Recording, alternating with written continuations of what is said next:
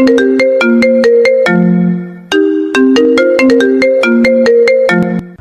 যে বন্ধুরা শুনছো, নতুন নতুন রোমান্টিক ভালোবাসার গল্প পেতে ও শুনতে চাইলে আমাদের সাগর অফিসিয়াল চ্যানেলটি সাবস্ক্রাইব করে বেল বাটনটি অন করে দিও। লাইক কমেন্ট করতে মোটেও ভুলবেন না কিন্তু। ধন্যবাদ সবাইকে। কি ব্যাপার, এই মুখটা এত গম্ভীর কেন? সকাল থেকে দেখছি কারোর সাথে ঠিক মতো কথা বলছো না। আপনার দেখার দরকার নেই আমি কেমন আছি সেটা নিয়ে চিন্তা করার ভান না করাই ভালো। ও তাই নাকি? আমি ভান করি নাকি সত্যি চিন্তা করি সেটা তো একমাত্র আমিই জানি, তুমি না জানলেও চলে। শুনুন, আমাকে বিরক্ত করা আপনার অভ্যাস হয়ে গেছে বুঝি। আমি আপনার ভাবির ছোট বোন বলে যে সব সময় আমার পেছনে লাগবেন সে আশা বাদ দিন। আরে বাহ, রাগ করলে তোমাকে আরও সুন্দর লাগে, তাই তো বারবার রাগানোর ইচ্ছে হয়। দয়া করে আপনার বাজে কথা বন্ধ করুন। আমি কারোর কথায় গলে যাই না। আর মনে রাখবেন আমি আপনার সিনিয়র। সিনিয়র তো বটেই, কিন্তু আমার হবু বউ বলতেও সমস্যা নেই। কি আজে বাজে কথা বলছেন? আমাকে কি বাচ্চা মনে করেছেন নাকি? এইসব বাজে মজা আর করবেন না। মজা নয় তুলি ম্যাডাম, সময়ই প্রমাণ করবে আমি কি বলতে চাই। তুলি আর এক মুহূর্ত দাঁড়ালো না, বিরক্তি আর রাগে পা ঠুকতে ঠুকতে চলে গেল। আর ঈশান দাঁড়িয়ে থেকে তার চলে যাওয়া পেছন দিকে তাকিয়ে ছোট্ট একটা হাসি দিয়ে ফিস ফিস করে বলল, রাগী হবু বউ, আমি তোমার রাগকেও ভালোবাসতে শিখে ফেলেছি। তুলি সোজা হেঁটে চলে এলো রান্নাঘরের দিকে। তার মুখে রাগের লাল, চোখে আগুনের মতো ঝিলিক। হাতের বালতি নামিয়ে তীব্র স্বরে তার বোনকে বলল, আপু, তোর দেবর ঈশানটা এত ফাজিল কেন?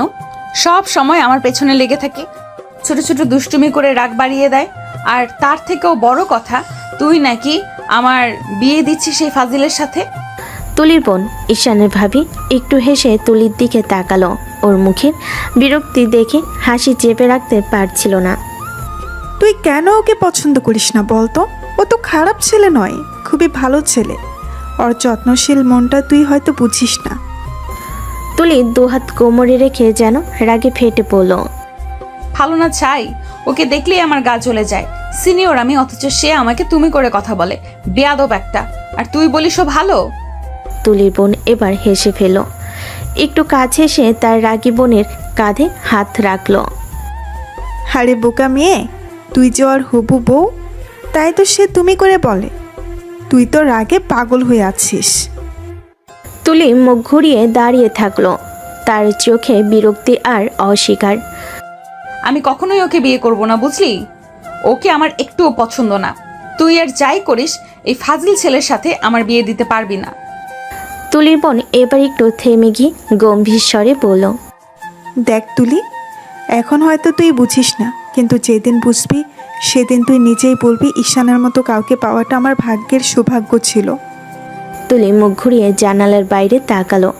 মনে হচ্ছিল গলাটা হঠাৎ যেন শুকিয়ে গেছে, তবুও রাগী মুখেই বলল, আমি কোনোদিনও ওকে মেনে নেব না।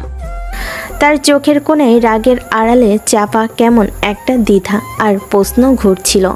আর ঈশানের ভাবি দূর থেকে তাকিয়ে মুচকি হাসলো, কারণ সে বুঝতে পারছিল যতই তুলি মুখে না বলুক, এই গল্পটা রাগের মধ্য দিয়েই ধীরে ধীরে অন্য রং নেবে।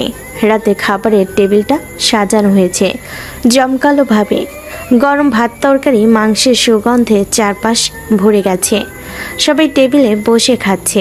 ঈশান নিরিবিলি বসে আছে, আর তুলি বারবার অন্যমনস্ক দৃষ্টিতে তাকাচ্ছে চারদিকে। হঠাৎ ঈশানের মা কথা শুরু করলেন, বৌমা, আমি ভাবছি আর দেরি না করে ঈশান আর তুলির বিয়ে দিয়ে দেই। ছেলেমেয়েরা তো আগে থেকে একে অপরকে চেনে, বেশি টানাটানি করে লাভ কি? আমি চাই আমার ছেলের সংসারটা তাড়াতাড়ি দেখে যাই।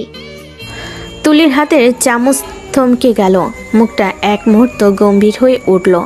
সে ঈশানের মায়ের দিকে তাকালো, তারপর নিজের বোনের দিকে। বোনটা মাথা নিচু করে একটু হেসে উত্তর দিল, ঠিক বলেছেন মা, আমি বাবা মায়ের সাথে কথা বলবো। ওনারা যেহেতু রাজি আছেন তাহলে আর দেরি করার মানে দেখি না। আপনার কথাটাই ঠিক। এই কথা শুনে তুলির বুকটা ধক করে উঠল, তার মুখের রং বদলে গেল।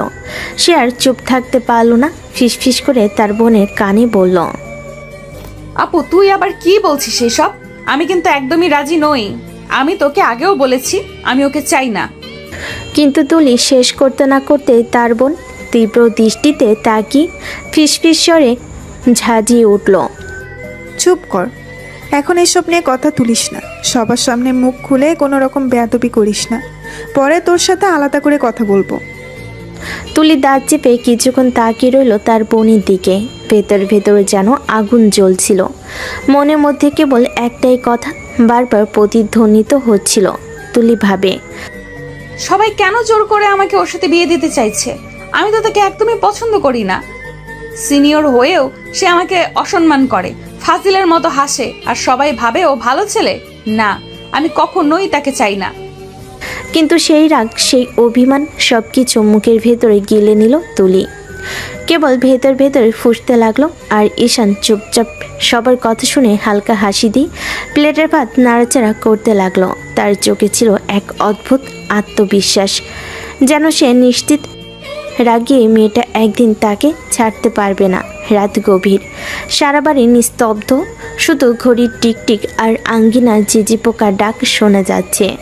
খাওয়া দাওয়া সেরে সবাই যার যার ঘরে চলে গেছে। তুলি কিছুক্ষণ এপাশ ওপাশ করলো নিজের রুমে, তারপর হঠাৎ করেই দাঁড়িয়ে গেল। তার বুকের ভেতর কেমন একটা ঝড় বইছে, চোখে ঝিলিক, মুখে দৃঢ়তা। ধীরে ধীরে সে ঈশানের রুমের দিকে এগোলো। দরজাটা আধা খোলা ছিল। নক করে ঢুকে পড়ল তুলি। আপনার সাথে আমার কিছু কথা আছে। ঈশান মাথা তুলে তাকালো, টেবিলে বসে কিছু লিখলো। ঠোঁটে ছোট্ট হাসি টেনে বলল, আমি তো তোমার থেকে জুনিয়র, তুমি আমাকে তুমি করেই বলতে পারো তুলি। তার প্রয়োজন মনে করছি না আমি। ঠিক আছে বলো, কি বলবে? আমি আপনাকে কিছুতেই বিয়ে করতে পারবো না। ঈশান হেসে ফেল, কিন্তু চোখের গভীরে এক রহস্যময় শান্তি। কেন? আছে, অবশ্যই আছে, কিন্তু আমি সেটা আপনাকে বলতে পারবো না। ঈশান চেয়ারে হেলান দিয়ে সামনে ঝুঁকলো। কারণ না বললে তুমি কিছুতেই বিয়ে ভাঙতে পারবে না। মানে? কারণটা মুখে বলতে পারবে না তুমি, আর আমি কারণ না শুনে এই সম্পর্ক ভাঙবো না। আপনি কেন বলছেন এসব? আমি আপনাকে পছন্দ করি না। পছন্দ করো না তো কি হয়েছে? আজকে পছন্দ না করলেও হয়তো একদিন করবে। আপনি বুঝতে পারছেন না আমি আপনাকে বিয়ে করতে পারবো না? ঈশান উঠে দাঁড়িয়ে দরজার পাশে গিয়ে বসলো। এসব চিন্তা বাদ দিয়ে ঘুমাতে যাও তুলি, বিয়েটা আমাকেই করতে হবে। তুলির মুখ লাল হয়ে উঠল, রাগে ঠোঁট কাঁপছে। এক মুহূর্তে দাঁড়িয়ে থেকে দরজা খুলে বেরিয়ে গেল সে। ঘর থেকে বেরিয়ে যাওয়ার সময় মনে মনে ফিসফিস করে বলল, এখন আমার কথা শুনছেন না, পরে এর ফল নিজেই ভোগ করবেন। তার চোখে সেই মুহূর্তে অদ্ভুত একটা ঝিলিক, যেন ভিতরে কোনো লুকানো রহস্য আছে যা সে কাউকে বলছে না। ঈশান দরজায় দাঁড়িয়ে সে চলে যাওয়া দেখল, ঠোঁটে রহস্যময় হাসি আর চোখে এমন এক আত্মবিশ্বাস, যেন সে আগেই জানে এই রাগ আর অপছন্দ একদিন অন্য কিছু হয়ে যাবে। রাগে ফুঁসতে ফুঁসতে তুলি নিজের রুমে ঢুকে দরজা বন্ধ করে দিল। বুকটা হাহাকার করছে, যেন কারোর সাথে মনের সব কথাগুলো উগরে দিতে চাই, অথচ কাউকে বলা যাচ্ছে না।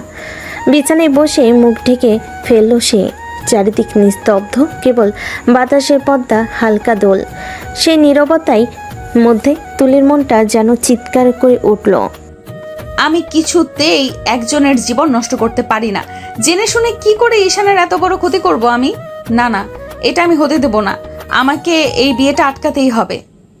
তুলির বুকের ভিতর ভয় আর যন্ত্রণা একসাথে জমে উঠল। সে জানে ঈশান মোটো খারাপ মানুষ নয়, বরং ওর ভেতরে আছে মমতা, হাসি খুশি স্বভাব। কিন্তু সেই কারণেই তুলি আরও বেশি অস্থির হয়ে পড়ছে। ঈশানের সাথে বিয়ে মানেই ওর জন্য সর্বনাশ ডেকে আনা। আমি জানি সত্যিটা, কিন্তু কাউকে বলতে পারবো না। আমি যদি একটাও কথা বলি সবাই আমাকে দোষী করবে, ভাববে আমি মিথ্যা বলছি। না, আমি কিছু বলবো না। চোখ দিয়ে টপ টপ করে জল পড়তে লাগলো। বুকের ভেতর হাজারো প্রশ্ন। কিরে, আটকাবো এই বিয়ে? বাড়ির সবাই তো রাজি হয়ে গেছে, আপু, মা, এমনকি বাবাও। আমি একা কি করে লড়বো এদের সাথে? তুলি দুহাত দিয়ে চোখ ঢেকে ফিস ফিস করে বলতে লাগলো। হায় আল্লাহ, এখন আমি কি করব? আমি কারোর সাথে আমার সত্যিটা শেয়ার করতে পারছি না, অথচ এই সত্যিটাই আমাকে পুড়িয়ে মারছে। তার চোখের কোণে ভেসে উঠল এক লুকানো অতীত, যেন সে কোনো ভয়ঙ্কর সত্য জানে যা মুখে আনা যায় না। সেই সত্যিটা একই তীব্র যে তার চোখে দৃষ্টি ভারী হয়ে উঠল। চোখের কোণে রহস্যের ঝিলিক, মুখে তীব্র কষ্টের ছাপ, আর মনে মনে প্রতিজ্ঞা, না, আমি চুপ করব না। যেইভাবেই হোক আমাকে এই বিয়ে আটকাতে হবে, যত ঝড়ই আসুক না কেন। রাত গভীর হলো, কিন্তু তুলির চোখে ঘুম এলো না। সে জানে আগামী দিনে এক ভয়ঙ্কর লড়াই শুরু হতে যাচ্ছে, যেখানে তাকে একা লড়তে হবে নিজের লুকানো সত্য আর পরিবারের ইচ্ছার বিরুদ্ধে। সারা রাত এক ফোঁটা ঘুম আসেনি তুলির চোখে। বিছানায় গা এলিয়ে দিল, মাথার ভেতর কেবল একটাই কথা ঘুরছিল, আমাকে এই বিয়ে আটকাতেই হবে। আমি কিছুতেই ঈশানের জীবন নষ্ট করে দিতে পারি না। চোখের কোণে লালচে দাগ, ক্লান্ত শরীর, মন যেন আরও ভারী হয়ে গেছে। ভোরের আজানের সুর ভেসে আসতেই তুলি উঠে দাঁড়ালো, আয়নার সামনে দাঁড়িয়ে নিজের মুখের দিকে তাকালো। চোখ দুটো কেমন ফোলা, চেহারায় অস্থিরতা স্পষ্ট। না, এখানে আর থাকা যাবে না। আমি যদি থাকি সবাই আমাকে জোর করে রাজি করিয়ে ফেলবে। আমাকে বাড়ি ফিরতেই হবে। সকালবেলা হালকা রোদ জানালার ফাঁক দিয়ে ভেতরে ঢুকছে। তুলি সোজা পায়ে হেঁটে চলে গেল তার বোনের রুমে। আপু, আমি বাড়ি চলে যাচ্ছি। বিছানা গুছাতে গুছাতে বোন চমকে তাকালো। কেন? এত ভোরে চলে যাবে কেন? হঠাৎ কি হলো? তুলি চোখ নিচু করে তাকিয়ে রইল, কণ্ঠে এক অজানা অস্থিরতা। বাড়িতে একটু কাজ আছে, আমাকে যেতেই হবে। তুলির বোন কিছুক্ষণ ওর মুখের দিকে তাকিয়ে রইল, যেন মনে হলো তুলি কিছু লুকাচ্ছে। তবুও কিছু না বলে শুধু বলল, আচ্ছা, যদি যেতেই হয় তাহলে অন্তত নাস্তা করে যা। না আপু, আমার সময় নেই। আমি পরে কিছু খেয়ে নেব। এবার তাড়াহুড়ো করে নিজের ব্যাগ গুছিয়ে নিল সে। চুল শক্ত করে বাঁধলো, ওড়না কাঁধে তুলে নিল, মুখটা গম্ভীর, চোখে চাপা অস্থিরতা। দরজার সামনে সে দাঁড়ালো, ঈশানের মায়ের সামনে। আন্টি, আমি বাড়ি যাচ্ছি, কিছু কাজ আছে, পরে আসবো আবার। ঈশানের মা একটু অবাক হয়ে তাকালেন। এই ভোরে চলে যাচ্ছিস? বৌমা কিছু বললো না তোকে? তুলি হালকা হাসি দিয়ে মাথা নিচু করলো। আপু জানে আন্টি আমার দরকার, তাই বেরোচ্ছি। কথাটা বলে আর এক মুহূর্ত দাঁড়ালো না, সোজা গেটের বাইরে চলে গেল। কিন্তু তার চোখে তখনও স্পষ্ট একটা লুকানো সত্যি, যা সে কাউকে বলতে পারছে না। হয়তো সেই সত্যিটাই তাকে সারা রাত জাগিয়ে রেখেছিল, হয়তো সেই সত্যিটাই তাকে অবদ্ধ করেছে এই বিয়ে আটকানোর জন্য। আর ভেতরে ভেতরে ঈশানা তার রুমে বসে জানালার ফাঁক দিয়ে তাকিয়ে রইল, ঠোঁটে মিলান হাসি, চোখে এক অদ্ভুত দৃঢ়তা, যেন সে জানে এই গল্প এখানেই থেমে যাবে না। ভোরবেলা হুড়মুড় করে ঘরে ঢুকলো তুলি, সারা রাত জেগে থাকায় ক্লান্তি মুখে স্পষ্ট, চোখে লালাভা, কণ্ঠে তীব্র অস্থিরতা। মা বসেছিলেন ড্রয়িং রুমে, সকালের চায়ের কাপ হাতে। হঠাৎ মেয়েকে দেখে অবাক হয়ে তাকালেন। এই ভোরে চলে এলি কেন মা? কিছু বলবি না কাউকে? তুলি আর এক মুহূর্ত দেরি করলো না, সরাসরি সামনে গিয়ে দাঁড়িয়ে জোরে বলল, মা, তোমরা কেন আমার সাথে ঈশানের বিয়ে ঠিক করেছো?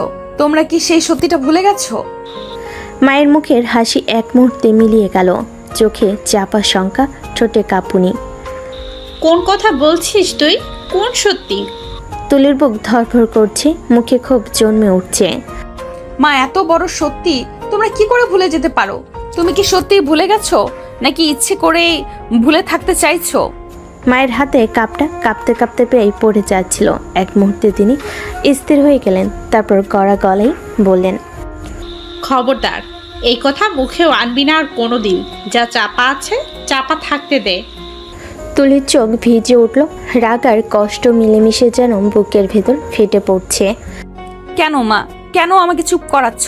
তোমরা জেনে শুনে একজনের জীবন নষ্ট করছো, আমি কি চুপ করে সেটা দেখতে পারি? মায়ের চোখ এবার জলজল করছে, তিনি তীব্র দৃষ্টিতে তাকিয়ে উঠে দাঁড়ালেন। চুপ কর তুই, আমার মুখের উপর কথা বলবি না। যা হচ্ছে হতে দে, এটাই তোর ভালো হবে। তুলির বুকটা মোচড় দিয়ে উঠল। সে দাঁতে দাঁত চেপে মায়ের চোখে চোখ রেখে বলল, কারোর ক্ষতি করে কারোর ভালো হয় না মা। তুমি যতই বলো এটা আমার ভালো হবে, আমি জানি না, কিন্তু আমি এইটুকু জানি এই বিয়ে মানে ঈশানের সর্বনাশ। এক মুহূর্তে ঘরে নীরবতা নেমে এলো। মা আর মেয়ে দুজনেই নিঃশ্বাস ফেলে তাকিয়ে আছে একে অপরের দিকে। মায়ের চোখে ভয়ের ছাপ, মুখে গোপন আতঙ্ক, আর তুলির চোখে অগ্নিশিখার মতো প্রতিবাদ। সেই মুহূর্তে বোঝা যাচ্ছিল তাদের দুজনেই জানে সেই লুকানো সত্যিটা, কিন্তু দুজনের মুখে আনছে না একটা সত্যি যা প্রকাশ পেলে বদলে যেতে পারে সবার জীবন। সকালবেলা নরম রোদ উঠেছে আকাশের বুকে, পাখিরা কিচিমিচি করছে, কিন্তু ঈশানের মনটা আজ অকারণে ভারী হয়ে আছে। খাবার টেবিলে বসে হাতে চামচটা ঘোরাচ্ছিল সে, অথচ খাওয়ার দিকে কোনো মনোযোগই নেই। তার চোখের দৃষ্টি বারবার মূল দরজার দিকে চলে যাচ্ছিল, যেন ভেতরে ভেতরে অপেক্ষা করছিল তুলি আসবে কিংবা কোথাও থেকে বের হয়ে হঠাৎ সামনে দাঁড়াবে। কিছুক্ষণ পর ঈশানের ভাবি পাশের চেয়ারে বসে হালকা হেসে বলল, কি ব্যাপার, নাস্তা খাচ্ছ না কেন? ঈশান মাথা উঁচু করে হকচকিয়ে বলল, ভাবি, তুলি কোথায়? ওর তো আজ সকালে আমাদের সাথে একসাথে নাস্তা করার কথা।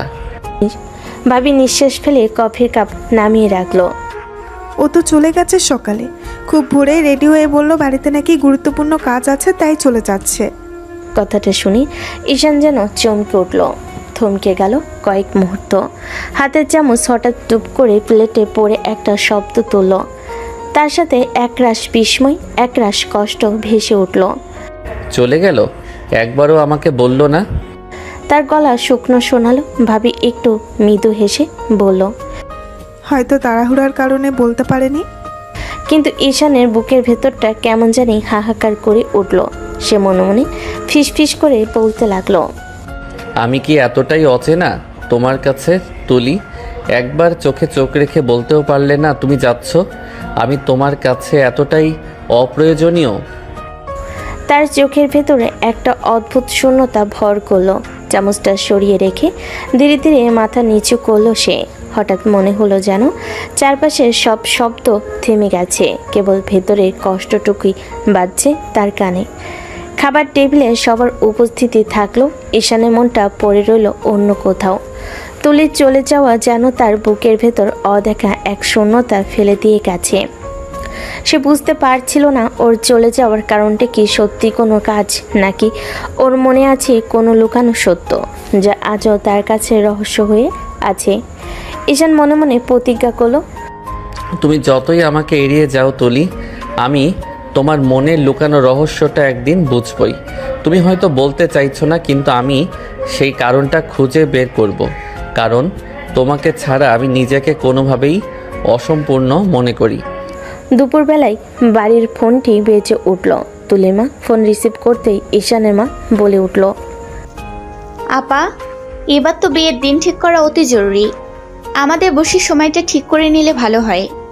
তুলির মা ফোনটা ধরতেই একটু নরম কণ্ঠে ভয়ে ভয়ে বলেন, জি আপা, অবশ্যই।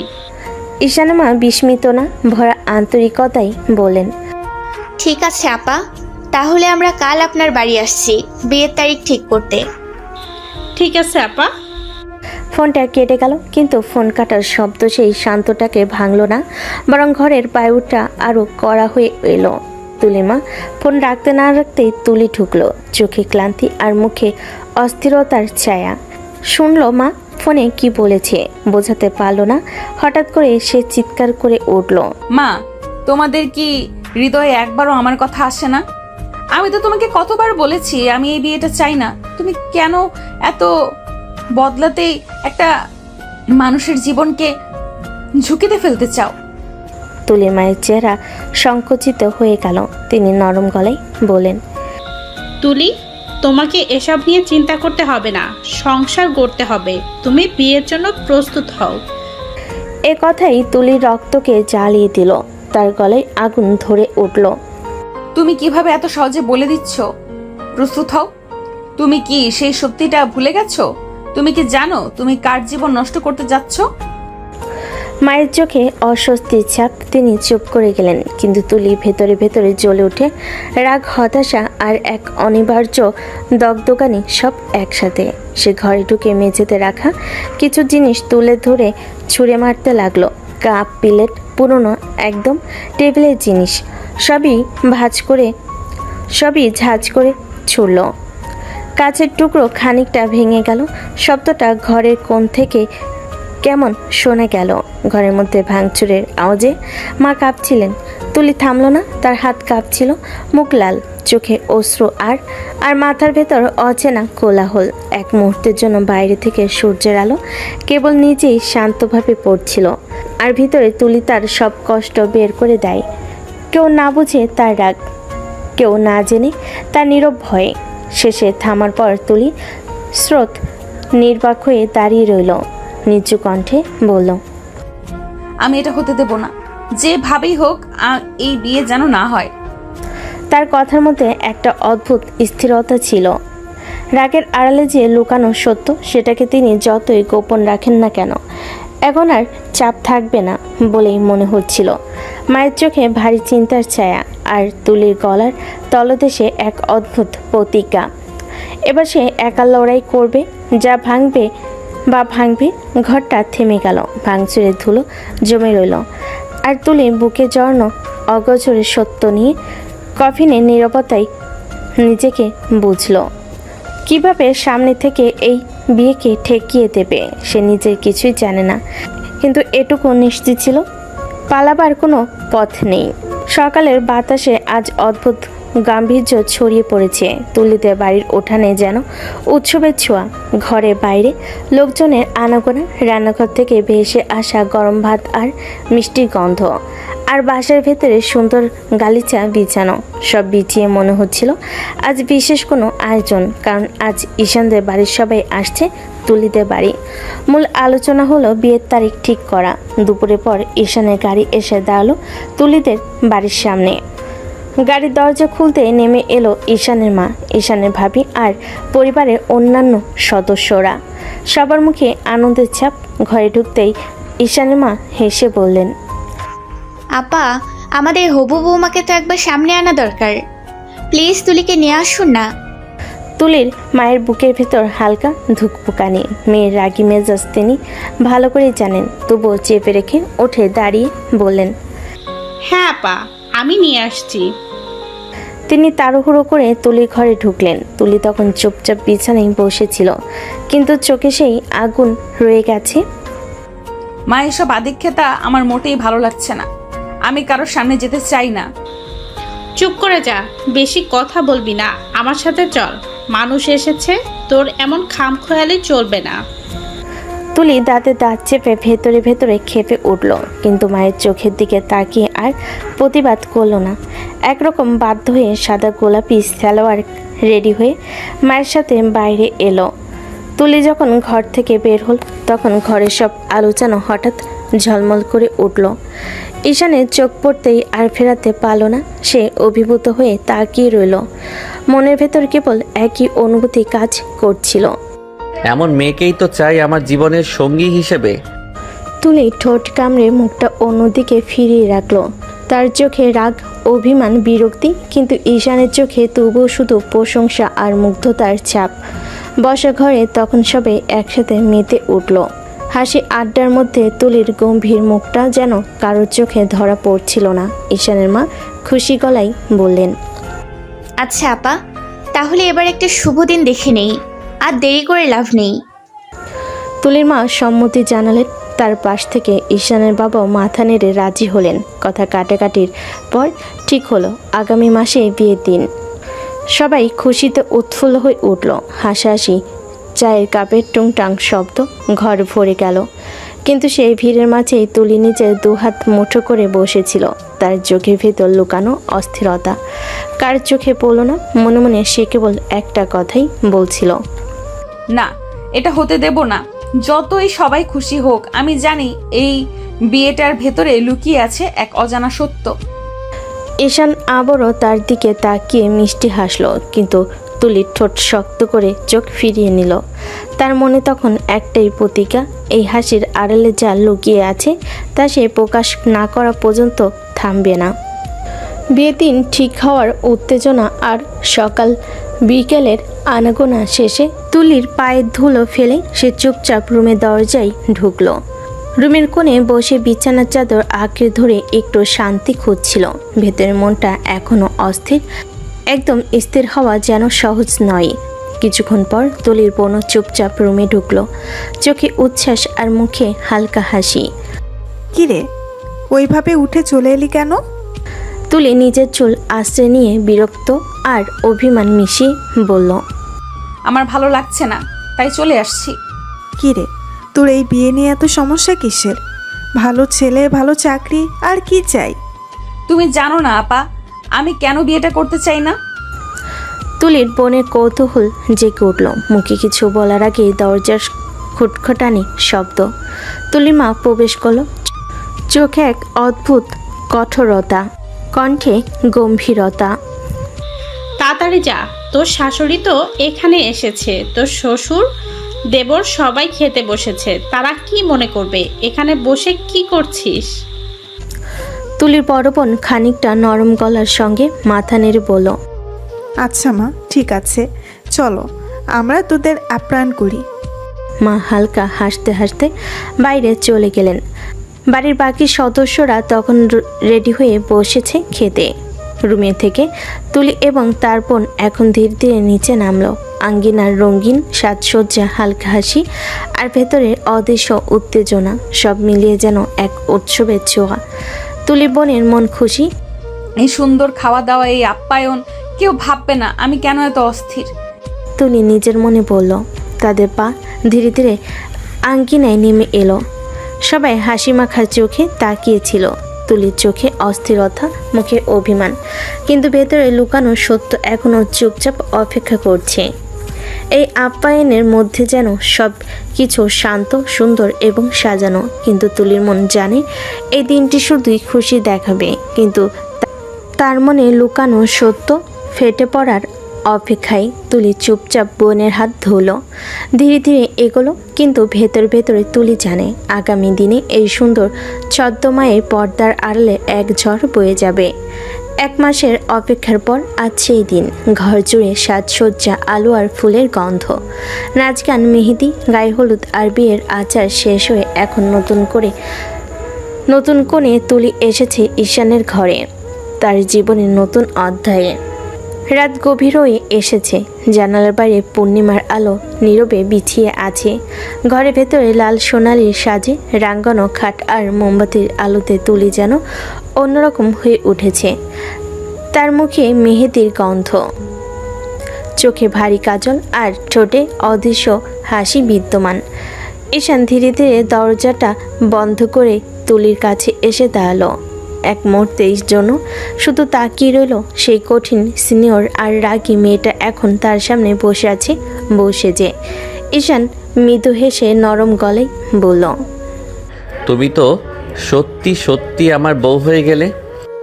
তুলি ঠোঁট কামড়ে চোখ নিচু করলো। ভেতরে এক অদ্ভুত ঝড়, গলার স্বরটা কেঁপে উঠল। এটাই আমার জীবনের সবচেয়ে বড় ভুল হলো। ঈশান একটু চমকে গেল, থামলো না, চোখে একরাশ মায়া আর অভিমান নিয়ে হাসলো। তোমাকে পেলে জীবনের সব ভুলই আমার কাছে সঠিক বলে মনে হবে। তুলি মুখ তুলে 1 সেকেন্ড ঈশানের চোখের দিকে তাকালো। সেই চোখে অদ্ভুত ভালোবাসা, কিন্তু তার নিজের চোখে অজানা একটা ছায়া। এই ভুলের জন্য কোনো দিন যেন আফসোস না হয়। কখনোই আফসোস হবে না আমার। তুমি আমার জীবনে থাকলেই সব ঠিক হয়ে যাবে। ঈশান মৃদু হাসলো, হাত বাড়িয়ে তুলির হাত ধরলো। তুলি ঠোঁট কামড়ে নীরব হয়ে গেল। বাইরে বাতাসের শব্দ, ভেতরে কেবল নিস্তব্ধতা। তার চোখে এক ফোঁটা জল ঝিলিক দিয়ে উঠল, যা কেউ দেখল না। ঈশানের চোখে তখন কেবল একটাই স্বপ্ন, যেভাবে হোক এই মেয়েটাকে সে হাসাতে পারবে। আর তুলির চোখে লুকানো সেই অজানা সত্য, যা এখনো ঈশানের অজানা। বাসরের বাতাস হালকা মোমবাতির ধোঁয়া ভেসে যাচ্ছিল। বাসরের আলো নরম, আর ঘরের কোণে বসানো ফুলের সুবাস মৃদু ছড়াচ্ছিল। ঈশান ধীরে ধীরে তুলির দিকে এগোলো। হৃদয় দোলা দিচ্ছিল, মনে মনে তুলিকে জড়িয়ে ধরার ও কিছুটা আদর করার ইচ্ছে জাগছিল। কিন্তু তুলি এই মুহূর্তে সতর্ক হয়ে গেল। সে দাঁড়িয়ে বলল, আমার কাছে আসবেন না। ঈশান কিছুটা হতবাক হলো, ধীরভাবে বললেন, আমাদের তো বিয়ে হয়ে গেছে, আমি তোমার কাছে আসতেই পারি। তুলি ঠোঁট কামড়ে চোখে আগুনের শিখা দিয়ে বলল, আমি তো এই বিয়ে মানি না। বিয়ে যখন হয়েছে তখন তো সব কিছু স্বাভাবিক করতেই হবে। তুলির চোখে আরো ক্ষোভ ফুটে উঠল। সে চিৎকার করতে করতে বলল, খবরদার আমার আশেপাশে যেন না দেখি। ঠিক আছে, তাহলে চুপচাপ শুয়ে পড়ো। তুমি যখন চাইবে তখনই আমি তোমার কাছে আসব। তুলি ঠোঁট কামড়ে চুপচাপ ঘুরে খাটের একপাশে শুয়ে পড়ল। চোখে অশ্রু, মুখে অভিমান, কিন্তু ভেতরে ভেতরে এক অদ্ভুত দৃঢ়তা। ঈশান শুধু খাটের পাশে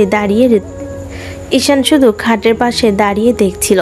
তার চোখে শুধু ধৈর্য, মৃদু হাসি আর এক অদ্ভুত ভালোবাসার ছাপ। সে জানত তুলি এই কঠোরতা একদিন ভেঙে যাবে, আর সেই দিনটা যত দেরি হোক না কেন তার কাছে অপেক্ষার মতোই মূল্যবান। ঘরে নীরবতা নেমে এলো, বাইরে বাতাসের হালকা আওয়াজ, ভেতরে হৃদয়ের নিঃশ্বাস। তুলির চোখে রাগ, ঈশানের চোখে প্রেম, আর সেই শান্ত নিঃশব্দ রাতের মধ্যে বীজ বোনা হলো ভবিষ্যতের অজানা আবেগ ও দ্বন্দ্বের। সকালবেলার নরম রোদ ঘরে ঢুকছিল। তুলির চোখ খুলতে চমকে উঠল। ঈশান ঠিক তার পাশে শুয়ে জড়িয়ে ধরে আছে। তার হাত তুলির থেকে আলগা করতে চাচ্ছিল, কিন্তু ঈশান ধীরে ধীরে আরো গভীর করে জড়িয়ে ধরেছে। কি করছেন? ছাড়ুন আমাকে, আমি উঠবো। একটু তো আদর করতে দাওনি, তারপর আবার জড়িয়ে ধরতে দিচ্ছ না। এরকম করলে তো আমাকে সন্ন্যাসী হয়ে ঘুরে বেড়াতে হবে। তুলির ভেতরে অজানা আনন্দের ঢেউ বয়ে গেল। মনে মনে সে খুব হাসি পেল, কিন্তু মুখটা কঠোর রাখলো। ঠোঁট চাপা দিয়ে চুপচাপ কাঁধ উঁচু করে শুয়ে রইল। ঈশান শুধু ধীরে ধীরে হাসলো, আর তুলির কঠোর মুখের আড়ালে সে লুকানো হাসি বুঝতে পারছিল। সে জানত তুলির এই কঠোরতা, অভিমান, মুখের অভিব্যক্তি সবই এক ধরনের খেলাই। তুলি ভেতরে ভেতরে ভাবল, এইভাবে আমাকে সন্ন্যাসী হওয়ার হুমকি দিচ্ছে, অথচ আমি কতটা আনন্দিত যা সে বুঝতে পারছে না। কিন্তু সব কিছুই মাঝে আমার চিন্তা কেউ বুঝবে না। সকালবেলা নরম আলো, ঈশানের কোমল হাত এবং তুলির গোপন হাসি, সব মিলিয়ে যেন ঘরে একটা নিস্তব্ধ রোমাঞ্চের অনুভূতি ছড়িয়ে দিল। সকালের আলো নরম হলো, তুলির মনটা চাঙ্গা হয়ে উঠছিল। দ্রুত ফ্রেশ হয়ে তুলি রান্নাঘরে হেঁটে গেল। সেখানে সে দেখল তার বোন আর ঈশানের মা ব্যস্তভাবে রান্নার কাজে নিমগ্ন। খুশির মিশ্রণ ভাসছিল ঘরে, আর হালকা হো হো শব্দে কাটছিল শান্ত সকাল।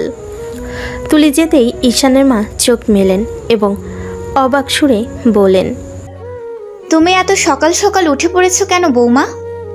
আন্টি, এখন তো বেলাই হয়ে গেছে। এই শব্দ শুনে ঈশানের মা হঠাৎ রেগে গেলেন। চোখে অদ্ভুত কঠোরতা, কণ্ঠে ঝরঝরে গম্ভীরতা। খবরদার, আমাকে আন্টি বলবি না। আমি তোর শাশুড়ি, আর শাশুড়িকে মা বলে ডাকতে হয়, জানিস না? তোর বোন কি আমাকে আন্টি বলে ডাকে নাকি মা বলে ডাকে? তুলি এক মুহূর্তের জন্য চুপ, গলায় একটু কণ্ঠ কমিয়ে বলল, সরি আন্টি, না মানে আসলে সরি মা। এই মুহূর্তে তুলির বোন আর ঈশানের মা দুজনেই হেসে ফেলেন। হাসির রেশ ঘরে ভেসে উঠল। ঈশানের মা আবার মুখে হালকা কঠোরতা বজায় রেখে বললেন, ঠিক আছে, এখন থেকে মা বলবি, অন্য কোনো কথা আমি শুনতে চাই না। তুলি মৃদু মাথা নেড়ে মুচকি হাসল। ঘরে সেই আনন্দময়তা, হাসি আর হালকা ছটফট ভাব, সব মিলিয়ে সকালটা আরও সুন্দর হয়ে উঠল। এরপর তারা তিনজন গল্প করতে করতে নাস্তা বানাতে লাগলো। ঘরে ভেসে আসছিল মিষ্টি কথোপকথন, হাসি ঝিলিক, আর তুলি নিজেও ভেতরে ভেতরে খুশি হলো। সকালের নরম আলো ঘরে ভেসে আসছিল। ঈশান ফ্রেশ হয়ে রান্নাঘরের দিকে হেঁটে এলো। এক নজর তাকাতে দেখলো তুলি, তার মা আর তুলির বোন হাসি মুখে গল্প করছে। ঘরে ভেসে আসা হেসে খেলায়, তাদের মধুর আড্ডায় ঈশান মনেই মুগ্ধ হয়ে গেল। কিন্তু সঙ্গে সঙ্গে সে নিজের মনে ভাবল, বউ তো আমার ঠিকই আছে, কিন্তু আমি কাছে গেলেই মুখ কালো হয়ে যায়। আমার মধ্যে কি কোনো বিষাক্ত জিনিস আছে নাকি? ঈশান খানিকটা মাথা নেড়ে হেসে উঠল, তারপর ধীরে ধীরে ব্রেকফাস্ট টেবিলে এসে বসে পড়ল।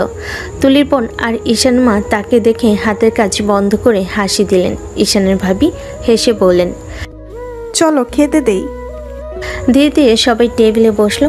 নরম আলো, হালকা কথোপকথন আর হাসি ঝিলিক, সব মিলিয়ে সকালটা আনন্দঘন হয়ে উঠল। তুলি যতটা কঠোর মুখ রাখলেও ঈশানের কাছ থেকে একাধিক চাঞ্চল্যকর নজর এড়াতে পারল না। টুকটাক গল্প, হালকা ঠাট্টা আর আড্ডার মধ্যে সবাই খাওয়া দাওয়া শেষ করলো। খাবার শেষ হতেই ঈশান অফিসের জন্য রেডি হলো। সবাই তাকে বিদায় জানালো। ঈশান দরজা থেকে চুপচাপ তাকিয়ে দেখলো তুলি তার বোন আর মায়ের সঙ্গে হাসি খুশি আড্ডায় মেতে আছে। তারপর ধীরে ধীরে অফিসের পথে রওনা হলো। ঈশান চলে যাওয়ার পর তুলি তার বোনের দিকে মুখ তুলে বলল, আপা, আমার একটা জরুরি কাজ আছে, আমি একটু বাইরে যেতে চাই। কালই তো বিয়ে হয়েছে, আজকে বাইরে গেলে মানুষ কি বলবে? এই সময় হঠাৎ ঈশানের মা রান্নাঘরের দরজা খুলে প্রবেশ করলেন। চোখে শান্তি, কণ্ঠে স্নিগ্ধ কঠোরতা। আরে বৌমা, কি বলো এসব? ওর দরকার হয়েছে, ও বাইরে যাবে, এতে আমাদের কোনো সমস্যা নেই। তুমি ওকে কিছু বলো না। তুলি মা, তুমি যাও। তুলি কিছুক্ষণ চুপচাপ তার বোনের দিকে তাকালো, তারপর ধীরে ধীরে ব্যাগ নিয়ে রাস্তায় বের হয়ে গেল। ঘরের ভিতরে হালকা নীরবতা নেমে এলো। তুলি বাইরে গেলে তার বোন একটু শিথিল হয়ে হেসে ফেলল। এই মেয়েটা কত কঠোর মনে হলেও মনটা ভীষণ নরম। তুলির পায়ের নিচে ধুলো উঠছে, রোদ নরমভাবে পড়ছে, আর তার মন দ্রুত কাজ করছে। জরুরি কাজটা সফল করতে হবে, কিন্তু সেটা কিভাবে হবে সে এখনও ভাবছে। বাইরে বেরিয়ে তুলি ধীরে ধীরে শহরের পথে হাঁটতে লাগলো। মনে মনে বলল, আজকে আমার কাজটা শেষ করতে হবে, কিন্তু কেউ যেন সত্যিটা না জানে। সকালে রোদ নরমভাবে ছাদে পড়ছিল, কিন্তু তুলির মন একদম অস্থির। সেসব কাজ করতে হবে, তা আর দেরি করা চলবে না। ধীরে ধীরে সে হাসপাতালের দিকে হাঁটতে লাগলো। ধুলো উড়ছিল, রাস্তায় মানুষ চুপচাপ চলছিল, কিন্তু তুলির মনে অদ্ভুত উত্তেজনা এবং দ্বন্দ্ব ঘুরপাক খাচ্ছিল। হাসপাতালের প্রধান কক্ষে দরজা খুলে তুলি ঢুকতেই চোখে পড়ল ডক্টর রোমানের পরিচিত মুখ। ডক্টর রোমানা চমকে উঠে বলেন, কি ব্যাপার তুলি, তুমি হঠাৎ এই সময় এখানে? তুলি কিছুক্ষণ চুপ, তারপর গভীর শ্বাস নিয়ে বলল, ম্যাডাম, আমি অনেক বড় বিপদে পড়েছি। ডাক্তার রোমানার চোখ বড় হয়ে গেল। তিনি একটু এগিয়ে এসে জিজ্ঞেস করলেন, কি বিপদ বলো তো, তুমি কি এমন কি করেছো? ম্যাডাম, আমার বিয়ে হয়ে গেছে। ডাক্তার রোমানা এক মুহূর্ত চমকে রইলেন, চোখে বিস্ময় আর কণ্ঠে চাপা উদ্বেগ। তুমি কেন বিয়ে করেছো তুলি? তুমি কি জানো না তোমার সমস্যার কথা? তুমি কি জানো না এর জন্য কতটা বিপদে পড়তে পারো? আমার কিছু করার ছিল না ম্যাডাম, আমার মা আমাকে বাধ্য করেছে বিয়ে করতে। বিয়ের জন্য তো তোমার এবং তোমার হাজবেন্ডের দুজনেরই সমস্যা হবে, সে কি পারবে সত্যটা মেনে নিতে? আমি জানি মা, ম্যাডাম, আমি কি করব? আমি খুব চিন্তায় আছি। ডাক্তার রোমানা ধীরে ধীরে বসলেন। তুলি পাশে বসলো, চোখে হালকা দয়া, কণ্ঠে শান্ত স্বর। এখন আর চিন্তা করে কি হবে? যা হওয়ার তো তা হয়েই গেছে। তুমি তো চাইলেও তোমার হাজবেন্ডের থেকে দূরে থাকতে পারবে না। তুলি মাথা নিচু করে বসে রইল। ভেতরে দ্বন্দ্ব, ভয় আর এক অদ্ভুত গোপন সত্য, সব মিলে তার চোখে অশ্রু ঝলমল করছিল। ডাক্তার রোমানা হালকা কণ্ঠে সাবধান করে বলেন, তুমি এখন একটু সাবধানে থেকো, শান্ত থাকো তুলি। যা কিছু হবে তার জন্য তুমি নিজেকে প্রস্তুত রেখো। তুলির মনে এক অদ্ভুত চাপ অনুভূত হলো। ভীতির সঙ্গে একটি লুকানো রহস্য তার হৃদয়ে চেপে আছে, কিন্তু এখনও সে সত্য কাউকে বলা সম্ভব নয়। তুলি ধীরে ধীরে মাথা নিচু করে চুপচাপ বসে রইল, যেন এক অদৃশ্য যুদ্ধে তার মন নীরব যুদ্ধ করছে। হাসপাতালের নিরিবিলি কক্ষে এই নীরবতা যেন সেই গোপন রহস্যের প্রতিফলন। বিকেলে নরম আলোয় রাস্তাটা ফাঁকা। হাসপাতালের সামনে তুলি দাঁড়িয়ে, ব্যাগটা কাঁধে ঝুলিয়ে ধীরে ধীরে বেরিয়ে আসছিল। মুখে ক্লান্তি, চোখে এক অদ্ভুত উদ্বেগ। ঠিক সেই সময় ঈশানের গাড়ি ওদিকে ঢুকছিল। অফিস থেকে ফেরার পথে সে হঠাৎই তুলিকে হাসপাতাল থেকে বের হতে দেখল। দূর থেকেই চোখে কেমন অচেনা সন্দেহ আর বিস্ময় নিয়ে তাকিয়ে রইল। ঈশান গাড়ি থামালো না, শুধু চোখে রহস্য নিয়ে ভাবতে লাগলো। তুলি হাসপাতালে গেল কেন? ওর কি শরীর খারাপ না অন্য কিছু? বাড়িতে পৌঁছেই ঈশান গিয়ে সরাসরি তুলির রুমে দরজায় দাঁড়ালো। তুলি তখন কাপড় বদলাচ্ছিল। দরজা খুলে তুলি চমকে উঠল।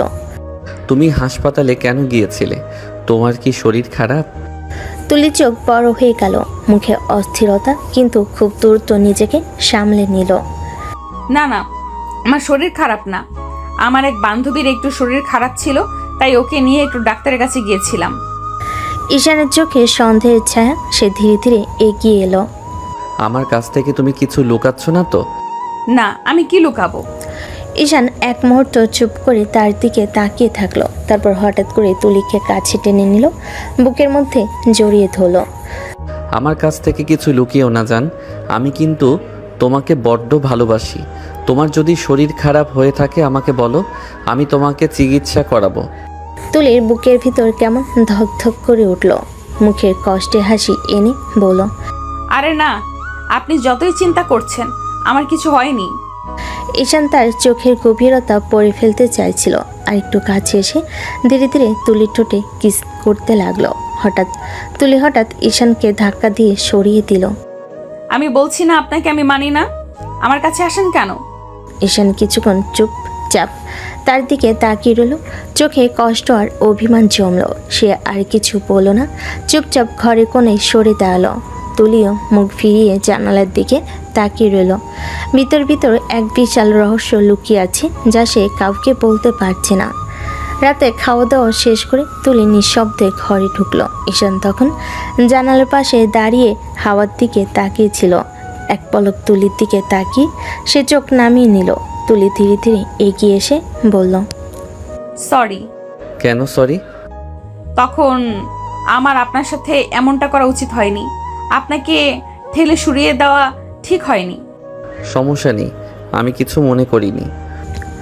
হঠাৎ সে তুলির হাত ধরে টেনে নিজের কাছে টেনে নিল। তুলি অবাক হয়ে বলল, আরে কি করছেন? ঈশান আঙ্গুল তুলির চোটে রেখে ফিস করে বলল, কিছু বলো না, শুধু আমার চোখের দিকে তাকাও। দেখো আমি তোমাকে কতটা ভালোবাসি। তুলি প্রথমে ভয় পেয়ে একটু সরতে চাইল, কিন্তু ঈশান খুব ধীরে কোমলভাবে তার কাছে এলো। তার কণ্ঠে আর স্পর্শে রাগ নেই, শুধু একরাশ ভালোবাসা আর আবেগ। সে তুলির কপালে গালে হাতের আঙ্গুলে ছোট ছোট চুমু দিয়ে তার কাছে থাকা ভালোবাসাটা বোঝাতে লাগলো। ঈশান ধীরে ধীরে তুলির ঠোঁটে কিস করতে শুরু করলো। তুলি চুপচাপ চোখ বুজে থাকলো। তার মনে দ্বন্দ্ব, ভয় আর অজানা অনুভূতি একসাথে ঘুরপাক খেতে লাগলো। তুলি মনে মনে ভাবলো, চেয়েও আমি শেষ রক্ষা করতে পারলাম না। আল্লাহ, এরপর কি লেখা আছে কপালে? ঈশান সারা রাত জেগে তুলিকে বুকের কাছে আগলে রাখলো। তার চুলে হাত বুলিয়ে আদর করলো। মাঝে মাঝে গালে চুমু দিয়ে ফিস করে বলল, আমি তোমাকে খুব ভালোবাসি, কখনো একা হতে দিব না। এই রাতটা হয়ে উঠল আবেগ, ভালোবাসা আর অনিশ্চয়তায় মরানো এক রাত, যেখানে দুজনেই অনুভব করলো তাদের সম্পর্কটা এখন নতুন এক মোড়ে দাঁড়িয়ে আছে। সকালবেলা হালকা রোদ জানালার ফাঁক দিয়ে ঘরে এসে ঢুকছে। ঈশান চোখ মেলে তুলির দিকে তাকিয়ে আছে। তাকিয়ে মুচকি হাসি এসে ঠোঁটে আস্তে করে চুমু দিল। ঈশান নরম গলায় বলল, কি ব্যাপার জান, উঠবে না আজকে? তুলি লজ্জায় তার বুকের মধ্যে মুখ লুকিয়ে ফেল। ঈশান হেসে বলল, এখন এত লজ্জা পাচ্ছ, কাল তোমার সব লজ্জা ভেঙে দিলাম। তুলি হালকা রাগের ভান করে ঈশানের বুকে মৃদু চাপড় মারল। আপনি আসলে খুব ফাজিল। আরে জান, কি করছো? ব্যথা পেয়ে গেলাম যে। তুলি আরও লজ্জা পেয়ে কুটিসুটি মেরে থাকলো। ঈশান হেসে তার চুলে হাত বুলিয়ে ধীরে ধীরে জড়িয়ে ধরল। দুজনের মাঝে একটা নরম মিষ্টি ভালোবাসার আবেশ ছড়িয়ে পড়ল। বিকেলবেলা তুলি তার বোনের রুমে ঢুকলো। চোখে হালকা চিন্তা, কণ্ঠে উৎকণ্ঠা। আপু, রেহানকে হোস্টেল থেকে কবে আনবে? ছেলেটা আমাদের বিয়েতেও আসতে পারলো না। তুলি বোন একটু হাসলো, তারপর শান্ত কণ্ঠে বলল, আরে রেহানের তো পরীক্ষা ছিল, তাইও আসতে পারেনি। এত চিন্তা করিস না, এক সপ্তাহ পরে ওর স্কুল ছুটি দিবে, তখন এসে থাকবে কিছুদিন। তুলি একটু শান্ত হলো, কিন্তু চোখে আবারও মিথ্যা মিশ্রিত উদ্বেগ ঝলমল করতে লাগলো। মনে মনে ভাবলো, রেহান না থাকায় বিয়েটার আনন্দটা কমে গেছে। ছেলেটার সঙ্গে মজা করতাম। চিন্তা করিস না জান, রিহান আসলে আবার সব কিছু ঠিক হয়ে যাবে। তুলির মুখে হালকা হাসি ফুটলো, জানালো পরিবারের ছোট ছোট সদস্যের জন্য তার মনে কত যত্ন আছে। রেহান ঈশানের ভাইয়ের ছেলে, অর্থাৎ তুলির বোনের ছেলেও। তার জন্য পরিবারের এক অমূল্য অংশ নিজের ভিতর ছোট্ট নীরবতা ভেসে উঠল। কিন্তু হৃদয়ে সবই জানত, পরিবারের এই বন্ধনই তাদের জীবনের সবচেয়ে বড় সুখ। রাতের নিস্তব্ধতা ঘরে নেমে এসেছে। বাতাসে হালকা ঠান্ডা জানালার ফাঁক দিয়ে মৃদু আলো ঢুকছে। তুলি ঘরে ঢুকতে ঈশান তার দিকে ধীরে ধীরে এগিয়ে এলো। হঠাৎ সে তুলির দিকে হাত বাড়িয়ে টান দিয়ে জড়িয়ে ধরল। আরে বউ, এত পালাই পালাই করো কেন? তোমাকে তো কাছেই পাই না। তুলির মিথ্যে রাগ দেখিয়ে বলল, কেন এত কাছে পেতে হবে? কেন ছ্যাঁচড়ামের জায়গা পান না? বউয়ের কাছে ছ্যাঁচড়া না হলে কার কাছে হব? পৃথিবীর সব পুরুষই তার বউয়ের কাছে বেহায়া। তুমি যতই বলো, কাজ হবে না। ঈশানের কথায় তুলি চোখ বন্ধ করে এক মুহূর্ত থেমে রইল। সে ধীরে ধীরে ঈশানকে জড়িয়ে ধরল। ঈশানের হাত তুলির চুলে বুলিয়ে দিচ্ছিল। কোমল স্পর্শে রাতের শান্তি আরও মধুর হয়ে উঠল। ঈশান ধীরে ধীরে তুলির ঠোঁট কামড়ে কিস করলো। তুলি চোখ বন্ধ করে মনের ভেতরে অদ্ভুত উত্তেজনা আর শান্তি মিশ্রণ।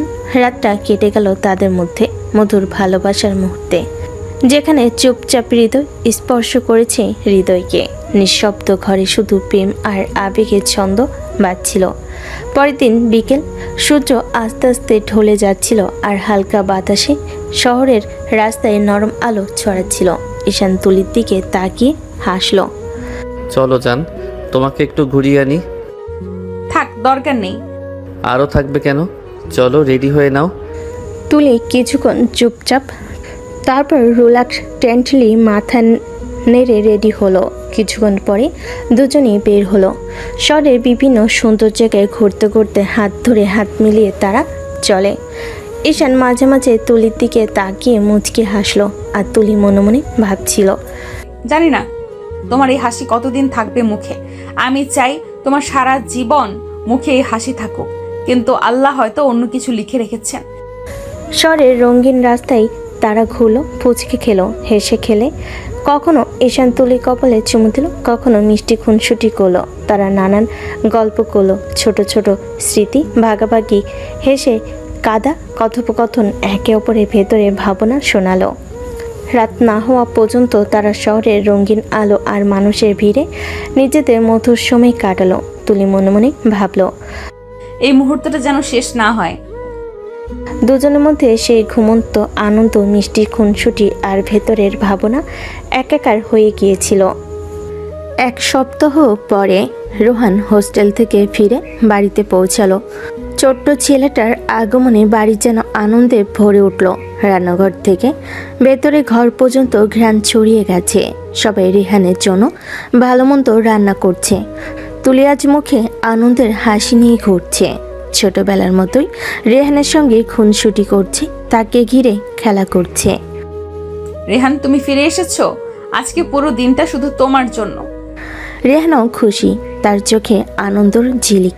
সে মায়ের কাছে দৌড়ে গেল, খালামণির কোলে গিয়ে বসলো আর তুলির হাত ধরে হাসলো। রেহান শুধু আমারই নয়, এই বাড়ির চোখের মণি। বাড়ির সবাই মিলে আনন্দে হেসে খেলল। ছোট্ট খুনসুটি, মিষ্টি গল্প, হাতের খেলা, সব মিশিয়ে এই দিনটা পরিবারের জন্য এক আনন্দের উৎসব হয়ে গেল। রাতের নিস্তব্ধতা ঘরে নেমে এসেছে।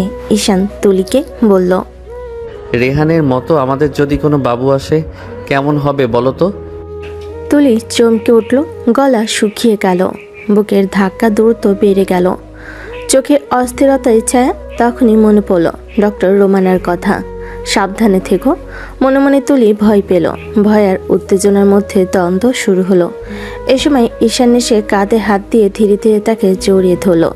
কি ব্যাপার? কি হলো? ঘামছো কেন? তুলি লজ্জার ভয়ের কারণে কণ্ঠ খুঁজে পেল না, কিছু না বলার ভান করলো। কিছু না, কিচ্ছু না। ঈশান চুপচাপ তার কথার মানে বুঝতে চাইল, হাত বুলিয়ে বলল, চুপচাপ থেকো না জান, আমি জানি তুমি ভয় পাচ্ছ। কি হয়েছে বলো আমাকে। কিন্তু তুলির মন আজ অস্থির। ঈশানের কোমল কথাগুলো কানে গিয়ে পৌঁছায় না, শুধু মনে ভয়ের ছায়া। সে ভেতরে জানে যা হচ্ছে তা সুন্দর, কিন্তু কিছু একটা গোপন চিন্তা তার শান্তি নষ্ট করছে। রাতটা কাটলো এভাবেই। ঈশান পাশে বসে জড়িয়ে ধরে এবং তার জন্য ধীরে ধীরে মিষ্টি মায়া প্রকাশ করলো। আর তুলির মন ভেতরে ভয় আর উত্তেজনার দ্বন্দ্বে ঘুরপাক খেলো। 2 মাস কেটে গেছে। তুলির মধ্যে এখন এক অদ্ভুত ক্লান্তি, শরীরের অস্থিরতা। সে কারোর কাছে কিছু বলেনি। সেদিন দুপুরে হঠাৎ করে রান্নাঘরে পানি নিতে গিয়ে তুলি মাথা ঘুরে মেঝেতে লুটিয়ে পড়ল। তুলি জান, চোখ খোলো তুলি। হৃদয় কেঁপে উঠল ঈশানের। তাড়াহুড়ো করে কোলে তুলে গাড়িতে তুলল। আমার জানের কিছু হলে আমি বাঁচবো না। সে সরাসরি ক্লিনিকে নিয়ে গেল। ডাক্তারের কেবিনে ঈশান আর তুলি নিস্তেজ। ডাক্তার হেসে বলল, অভিনন্দন মিস্টার ঈশান, আপনার ওয়াইফ প্রেগনেন্ট। শুনে ঈশানের চোখ ভিজে গেল খুশিতে। মুখে সেই শিশুসুলভ আনন্দের ঝিলিক। সে এক লাফে তুলির হাত ধরে ফেলল। তুমি শুনছো জান, তুমি মা হবে, আমি বাবা। আল্লাহর কাছে যত শুকর করি কম হবে। তুলি ধীর চোখে ঈশানের মুখের দিকে তাকালো, কিন্তু তার বুকের ভিতর কেমন যেন কেঁপে উঠল, যেন কোনো অজানা ঝড়ের পূর্ব আভাস পাচ্ছে। ঠিক তখনই দরজা ধীরে খুলে গেল। ভেতরে ঢুকলেন ডাক্তার রোমানা। তুলিকে দেখে তিনি একবারে থমকে গেলেন। মুখের রং ফ্যাকাশে হয়ে গেল। তারপর অন্য ডাক্তারকে টেনে আলাদা করে ছোট্ট গলায় বলেন, এই মেয়ে, এই তুলি এখানে কেন? অন্য ডাক্তার একটু হেসে বলল, উনি প্রেগনেন্ট, আজ মাথা ঘুরে পড়ে গেছে। রোমানা চুপ করে গেলেন। চোখের ভিতরে ভয় নেমে এলো। মনে মনে যেন গর্জে উঠল একটাই প্রশ্ন, এমনটা কেন হলো? আমি জানতাম ওর জন্য এটা বিপজ্জনক, তবু কিভাবে? তারপর নিজেকে সামলে নিলেন। ঈশানকে বলেন, মিস্টার ঈশান, আপনি কি একটু বাইরে যেতে পারবেন? আমি রোগীর সাথে কিছু কথা বলবো।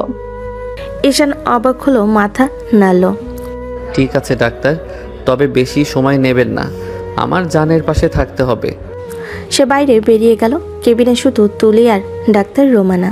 রোমানার মুখে ভয় এবার স্পষ্ট। তুমি কি করেছো তুলি? তুমি জানো না তুমি কি বিপদ ডেকে এনেছো? আমি কিছু করিনি ম্যাম, আমি জানতাম না। আমি এখন কি করব? তুমি জানো না তোমার এই সমস্যা নিয়ে বাচ্চা হওয়া মানে মৃত্যুকে ডেকে আনা। এটা এক্ষুনি নষ্ট করে ফেলো প্লিজ। তুলি যেন বিদ্যুতের শক খেলো, চোখ বড় বড় হয়ে গেল। না না ম্যাম, আপনি কি বলছেন? আমার হাজবেন্ড এত খুশি হয়েছে, সে তো স্বপ্ন দেখছে। আমি কি করে? রোমানা ধীরে ধীরে চোখ নামিয়ে বললেন, খুশি হয়েছে ভালো কথা, কিন্তু যখন তুমি থাকবে না তখন সে বাচ্চা দিয়ে কি করবে? তুমি বুঝতেছো না তো? এই বাচ্চা জন্ম দিতে গেলে তুমি মারা যাবে তুলি। তুলির ঠোঁট কাঁপতে লাগলো, চোখে জল চলে এলো। সে ফিস ফিস করে বলল, আল্লাহ, আমি কি করব এখন? কেবিনের বাতাস ভারী হয়ে গেল। রোমানা কেবল তাকিয়ে রইলেন তুলির দিকে, যেভাবে কেউ প্রিয়জনকে ধীরে ধীরে এক অজানা বিপদের মুখে যেতে দেখে। বিকেলবেলা হাসপাতাল থেকে বেরোতেই তুলির মুখটা অদ্ভুত এক আলো ছায় ঢেকে গেল। একদিকে ঈশানের সীমাহীন খুশি ঝিলিক, অন্যদিকে ডাক্তার রোমানার সতর্কতার ভয়ঙ্কর ছায়া। ঈশান পার্কিংয়ের সামনে গিয়ে হঠাৎ থেমে গেল। আর কোনো কথা না বলে তুলিকে শক্ত করে জড়িয়ে ধরল। তার চোখে একেবারে শিশুর মতো আনন্দর ঝিলিক। জান, তুমি জানো না আমি আজ কতটা খুশি। আজ আমার মনে হচ্ছে আমি পৃথিবীর সবচেয়ে সুখী মানুষ। নিজেকে হাওয়ায় ভাসা ভাসা লাগছে। ঈশানের কথাগুলো শুনে তুলির বুকের ভেতরটা কেঁপে উঠল। এত ভালোবাসার আর খুশির মাঝে তার বুকের গভীরে লুকিয়ে থাকা সত্যটা ছুরির মতো বিঁধতে লাগলো। সেই ঈশানের কাঁধে মাথা রেখে মনে মনে বলল, তোমার এই হাসি দেখার জন্য আমি নিজের জীবন বিসর্জন দিতেও রাজি। তোমার এই হাসির জন্য তোমার সন্তানকে আমি পৃথিবীতে আনবো। আমি বেঁচে থাকি আর না থাকি, আমার অস্তিত্ব থাকবে তোমার সঙ্গে। তোমার সন্তান আমার রক্তে, আমার জীবনের শেষ আশীর্বাদ হয়ে বেঁচে থাকবে। চোখের কোণে জল চিকচিক করে উঠতেই ঈশান তার টের পেয়ে নরম স্বরে জিজ্ঞেস করলো, এসব কি হলো জান? তুমি কাঁদছো কেন? তুমি খুশি নও? তুলে জোর করে হাসি ফুটিয়ে বলল, অবশ্যই খুশি। আপনার খুশিতেই আমার খুশি ঈশান। ঈশান ওর কপালে একদম শিশুর মতো চুমু খেলো, তারপর হাসি মুখে বলল, আরে চল আজকে বাড়ি গিয়ে সবাইকে খবরটা দেই। আমার মা ভাবি সবাই কত খুশি হবে ভাবতে পারছো? হাসপাতালের সামনে থেকে ঈশান প্রায় দৌড়ে গিয়ে অনেক মিষ্টি কিনে নিল। বক্সের ভিতর রকমারি সন্দেশ, রসমালাই, চমচম, লাড্ডু। তার চোখে এখনও সেই অপরিসীম আনন্দ। বাড়িতে পৌঁছাতেই খবরটা ছড়িয়ে পড়ল। মা, বাবা, ভাবি, রেহান সবাই দৌড়ে এসে তুলিকে ঘিরে ফেলল। তুলির বোন আনন্দে কেঁদে ফেলেন। মা মিষ্টির বক্স খুলে প্রতিবেশীদের বিলি করতে লাগলেন। বাড়ির উঠোন ভরে গেল মানুষের শুভেচ্ছায়। কেউ তুলির মাথায় হাত রেখে দোয়া করলো, কেউ ঈশানের পিঠ চাপড়ে বলল, আলহামদুলিল্লাহ। তোমাদের সবে যখন হাসি খুশি উৎসবে মেতে আছে, তখন তুলি একপাশে দাঁড়িয়ে নীরবে তাকিয়ে রইল ঈশানের দিকে। ঈশানের সেই হাসি, সেই উচ্ছ্বাস যেন তুলির জীবনের শেষ আশীর্বাদ হয়ে ধরা দিল। বুকের গভীরে লুকিয়ে রাখা ভয় আর যন্ত্রণা গিলে নিয়ে তুলি নিঃশব্দে প্রতিজ্ঞা করল, যাই হোক না কেন, এই খুশি আমি ভাঙতে দেব না। এই সন্তানকে আমি পৃথিবীতে আনবো, তোমার স্বপ্ন পূরণ করব। ঈশান, তুমি যেভাবে খুশি হয়েছো আমিও সেভাবেই খুশি থাকবো, অন্তত আজকের মতো। বাড়ির পরিবেশে তখন শুধুই আনন্দ আর হাসির ঢেউ। চারিদিকে যেন সোনালি আলোয় ভরে গেছে, অথচ সেই আলোয় দাঁড়িয়ে তুলি একা একা বুকে চাপা দিয়ে রাখলো তার ভয় আর ব্যথা, তার স্বপ্ন আর ত্যাগের সূক্ষ্ম এক দ্বন্দ্বের গল্প। দিনগুলো যেন চোখের পলকে কেটে যাচ্ছিল, কিন্তু সময় যত এগোতে লাগলো ততই বোঝা যাচ্ছিল তুলির শরীর আর আগের মতো নেই। একসময় যে মেয়ে সবার সঙ্গে হাসি ঠাট্টা করে উঠোন মাথায় করে রাখত, এখন সে প্রায় ক্লান্ত হয়ে পড়ে থাকে। হঠাৎ হঠাৎ মাথা ঘুরে যায়, অল্পতেই হাঁপিয়ে ওঠে। ঈশানদের রান্নাঘর ভরে ওঠে নানা ধরনের সুস্বাদু খাবারের গন্ধে। কখনো গরম ভাতের সাথে দেশি মুরগির ঝোল, কখনো দুধ সুজির পায়েস, আবার কখনো তাজা ফল।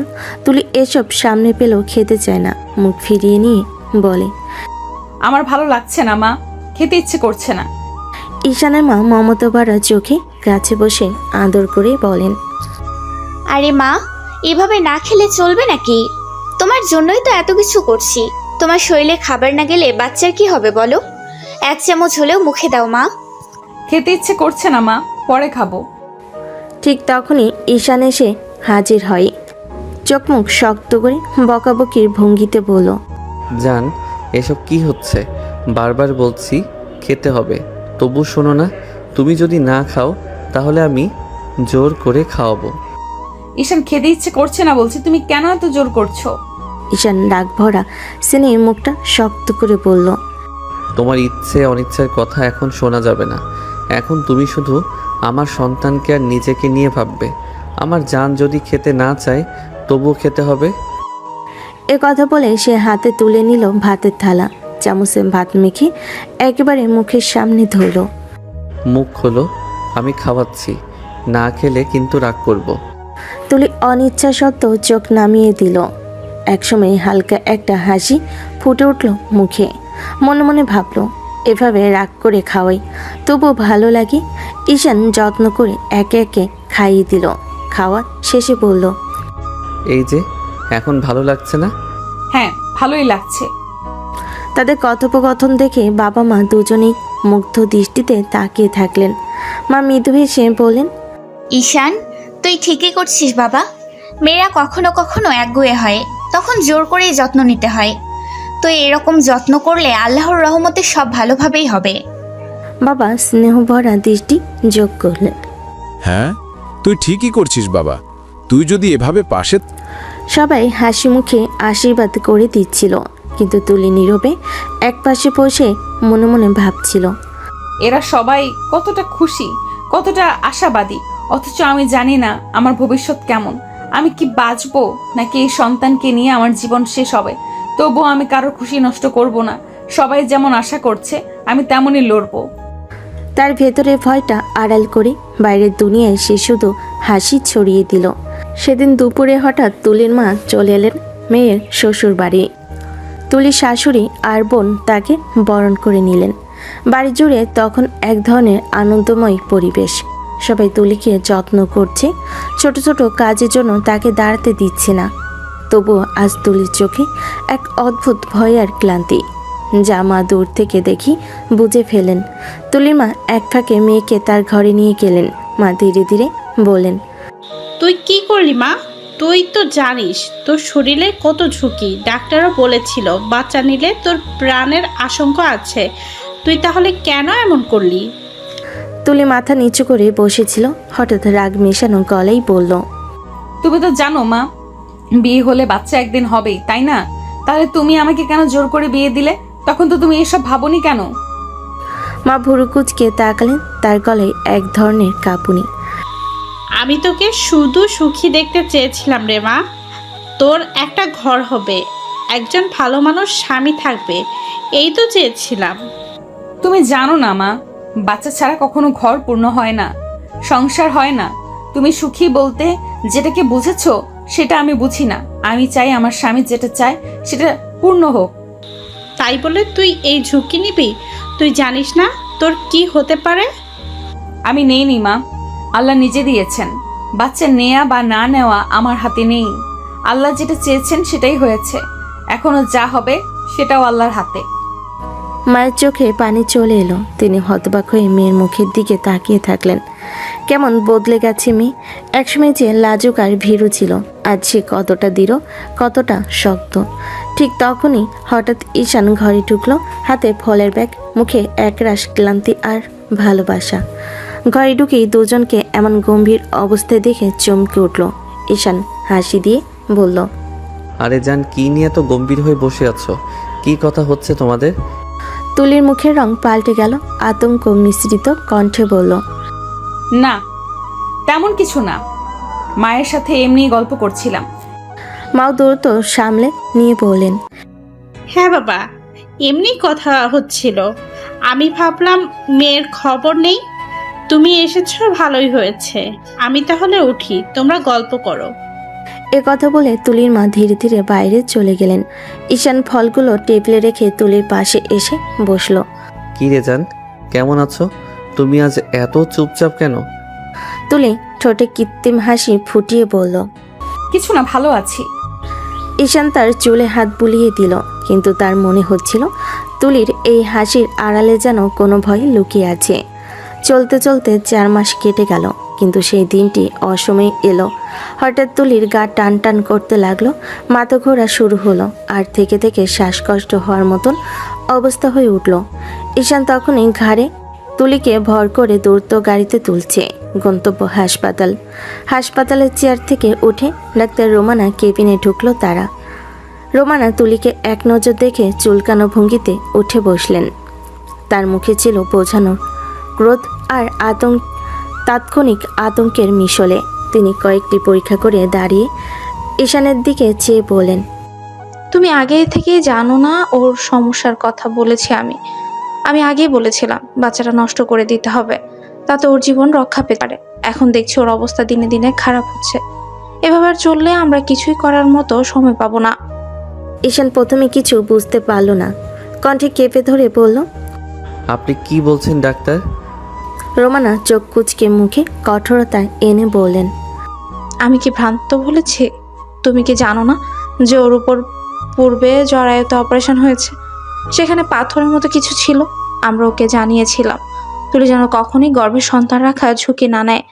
বাচ্চা গর্ভে থাকলে এই শরীরটা তার কি পরিস্থিতি হবে তা বলা কঠিন অনেক, কিন্তু স্পষ্ট তুলির ক্ষেত্রে জন্ম দিলে মারাত্মক ঝুঁকি আছে। ঈশানের মাথার উপর যেন আকাশ ভেঙে পড়ল। কথাগুলো কানে ঘুরতে লাগলো। পূর্বের অপারেশন, সতর্কবার্তা, আর এখন তুলি বাঁচাতে পারবে না এমন আশঙ্কা। সে দীর্ঘক্ষণ চুপ করে দাঁড়ালো। বুক ভেঙে গেল, হাত কেঁপে উঠল। কাঁধে থাকা তুলিকে আরো শক্ত করে জড়িয়ে ধরে চোখে অকর্ণেই বারবার জল উঠে এলো। হাসপাতালের সাদা দেওয়ালে রোমানার কথা ছিল জরুরিভাবে সিদ্ধান্ত নিতে হবে, আর ঈশানের মনে কেবল একটু আওয়াজ, কেন আমি জানিনি, কেন আমি শুনিনি, কেন আমি সময় মতো বুঝতে পারিনি। বাস্তবতা এত নিঠুর যে শব্দগুলো নড়বড়ে হয়ে পড়ল। হুড়োহুড়ি, মন খারাপ আর এক অপ্রত্যাশিত ভয়ে। তুলি বাঁচবে কিনা, না হলে কেমন করে তারা এখন থেকে এগোবে। এসব প্রশ্ন ঈশানের মনের মাঝে ধ্বনিত হতে লাগলো। হাসপাতালে কেবিনে নিস্তব্ধ বাতাস হঠাৎ ভারী হয়ে উঠল। তুলিকে বেডে শুইয়ে দিয়ে ঈশান হঠাৎ দুহাত দিয়ে মাথা চেপে ধরল। মুখ লালচে হয়ে গেছে, চোখে রক্তিম ভাব। কিছুক্ষণ নিঃশব্দ থাকার পর হঠাৎ গর্জে উঠল সে। আপনি বাচ্চাটা নষ্ট করে দেন ডাক্তার, আমার বাচ্চাকে চাই না আমি। তার গলাটা যেন ভেঙে যাচ্ছিল, চোখে জল জমে গেছে। আপনি কি পাগল হয়ে গেছেন নাকি? এত বড় বাচ্চাকে এখন কিভাবে নষ্ট করব? এই পর্যায়ে বাচ্চা নষ্ট করলে তো এমনিতেই মরে যাবে আপনার স্ত্রী। ওর শরীর সে ধাক্কা নিতে পারবে না। আমি আমার তুলিকে চাই। তাহলে আমি কি করব ম্যাডাম, বলুন না আমি কি করব এখন? আমি তো কিছুই বুঝতে পারছি না। এখন আর আমাদের কিছু করার নেই, চিকিৎসা চলবে, যতটা সম্ভব চেষ্টা করব, কিন্তু শেষ পর্যন্ত সবকিছু আল্লাহর হাতে। যা করার তিনিই করবেন, সবটা আল্লাহর হাতে ছেড়ে দিন। ঈশান তক্ষুনি যেন একেবারে ভেঙে পড়ল, চেয়ারে বসে পড়ল, দুহাত মুখে চাপা দিয়ে নিঃশব্দে কান্না। বুকের ভেতর চাপা হাহাকার বেরিয়ে এলো ফিস ফিস করে। হে আল্লাহ, আমার তুলিকে বাঁচিয়ে নিন, আমার কিছু চাই না। রোমানা পাশে দাঁড়িয়ে এক মুহূর্তের জন্য কিছু বলতে পারল না। চারিদিক নিস্তব্ধ, শুধু ঈশানের হাহাকারে প্রতিধ্বনি আর তুলির নিঃশ্বাসের শব্দ। যেন হাসপাতালের কোলাহলের ভেতর এক অদৃশ্য যুদ্ধ শুরু হয়েছে, জীবন আর মৃত্যুর মাঝে। রাতের হাসপাতালে কেবিনে শুধু সাদা আলোটা নিস্তেজ হয়ে ঝুলে আছে। তুলির দুর্বল শরীর বেডে হেলান দিয়ে শুয়ে আছে। বাইরে থেকে শুধু হালকা আওয়াজ আসে, নাইট ডিউটি নার্সদের হাঁটার শব্দ, দূরে করিডোরে চুপচাপ ডাক্তারদের ফিসফিস, আর কেবিনের ভিতর চুপচাপ কান্নার এক অদৃশ্য স্রোত। ঈশান ধীরে ধীরে তুলির পাশে এসে বসলো। দু চোখ লালচে ভিজে গেছে। তুলি এক পলক তার দিকে তাকিয়ে মুখ ঘুরিয়ে নিল। তুমি আমার কাছ থেকে এত বড় সত্যিটা কেন লুকালে তুলি? তুমি কি আমাকে বলতে পারতে না এই সত্যিটা? তুমি কেন আমাকে না জানিয়ে বাচ্চা রাখার সিদ্ধান্ত নিলে? যদি আমাকে জানাতে আমি বাচ্চাটা নষ্ট করে দিতাম। আমি চাইনি তুমি সেই খুশিটা হারিয়ে ফেলো ঈশান। তুমি যে খুশি হারিয়েছিলে বাচ্চা হওয়ার খবর শুনে, আমি সেই হাসি মুছে ফেলতে পারিনি। আমি সারা জীবন তোমাকে খুশি দেখতে চাই। ঈশানের চোখে পানি জমে ওঠে। সে ধীরে ধীরে তুলির হাতটা নিচের দুহাতে নিয়ে বুকে চেপে ধরে। তুমি ভাবলে কি করে তোমাকে ছাড়া আমার জীবন সুখী থাকবে? তুমি যদি চলে যাও আমি কিভাবে বাঁচবো? এত বড় ঝুঁকি তুমি কেন নিলে তুলি? আমি থাকি আর না থাকি, আমি তোমাকে বেঁচে থাকার মানে দিয়ে যাব। ঈশান, যার দিকে তাকিয়ে তোমার বাঁচতে ইচ্ছে করবে সে থাকবে। আমি শুধু চাই তুমি বেঁচে থাকো, হাসো। ঈশানের বুক কেঁপে ওঠে। সে তুলিকে নিজের বুকের সাথে জড়িয়ে নেয়, চোখের জল থামাতে পারে না। আমি তোমাকে খুব ভালোবাসি তুলি। আমি তোমাকে ছাড়া কিছু দিয়ে থাকতে পারবো না। তোমাকে ছাড়া কিছুই নেই আমার। আমিও তোমাকে খুব ভালোবাসি ঈশান। আল্লাহ জানেন ভাগ্যে কি লিখে রেখেছেন, যা হবে তিনি জানেন। দুজনে চোখের পানি এক হয়ে যায়। কেবিনের নিস্তব্ধতা নেমে আসে, শুধু দুজনের হাতের উষ্ণতা আর বুকের ধুকপুকানি, যেন তারা দুজন মিলে ভাগ্যের সঙ্গে লড়াই করছে। বাইরে করিডোরটা নিরপার ভারী হয়ে আছে, চারপাশে শুধু হাসপাতালের যন্ত্রপাতির শব্দ। তুলি বোনটা হঠাৎ চেয়ার থেকে উঠে দাঁড়িয়ে কাঁদতে কাঁদতে তুলি মায়ের দিকে তাকালো। মা, তুমি আমাকে আগে জানাওনি কেন? আমার বোনটার এত বড় অপারেশন, আর তুমি একটাও কথা বললে না আমার সঙ্গে। আমার থেকে এত বড় সত্যিটা কেন লুকালে? আমি আগে জানলে আমি তুলিকে কিছুতেই বাচ্চা নিতে দিতাম না। মা, আমি আমার বোনটাকে এই ঝুঁকির মুখে ফেলতাম না। এখন আমি নিজেকে কিভাবে ক্ষমা করব বলো? তুলির মা মুখ নামিয়ে ফুঁপিয়ে উঠলেন। তার চোখ দুটো লাল আর ভেজা। কিছু বলতে গিয়েও কথা আটকে যাচ্ছে গলায়। একসময় ঈশানের মা ধীরে ধীরে এগিয়ে এসে তুলি বোনের কাঁধে হাত রাখলেন। বৌমা, কান্না করো না মা, সবকিছু আল্লাহর হাতে। আমরা কেউ জানি না কি হবে, আল্লাহ যা ভাগ্যে লিখে রেখেছে তাই হবে। আমাদের কারো কিছু দরকার নেই। তুলির বোন আরো জোরে ফুঁপিয়ে উঠল। আমার ছোট বোনটার এত বড় বিপদ কেন হলো আল্লাহ? তুমি ওকে ভালো করে দাও, ওকে বাঁচিয়ে রাখো আল্লাহ। তুলি মা কান্না লুকিয়ে মেয়ের হাত ধরল। সবাই মিলে চুপচাপ চোখের পানি নিয়ে বসে থাকলো।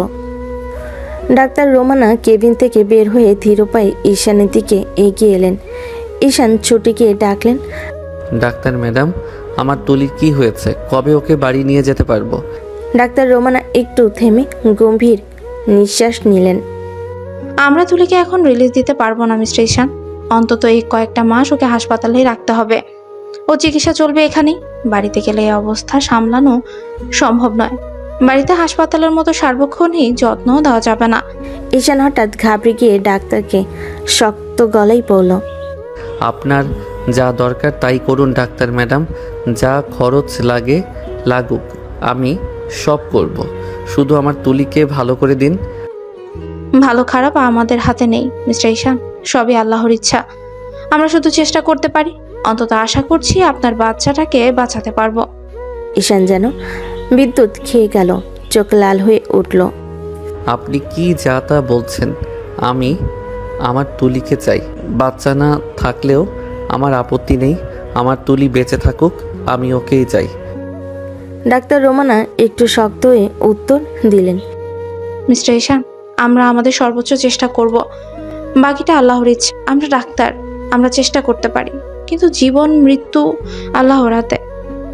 ঈশান ধপ করে বেঞ্চে বসে পড়ল, মাথা দু হাতের ভেতর ঢুকিয়ে কাঁপতে লাগলো।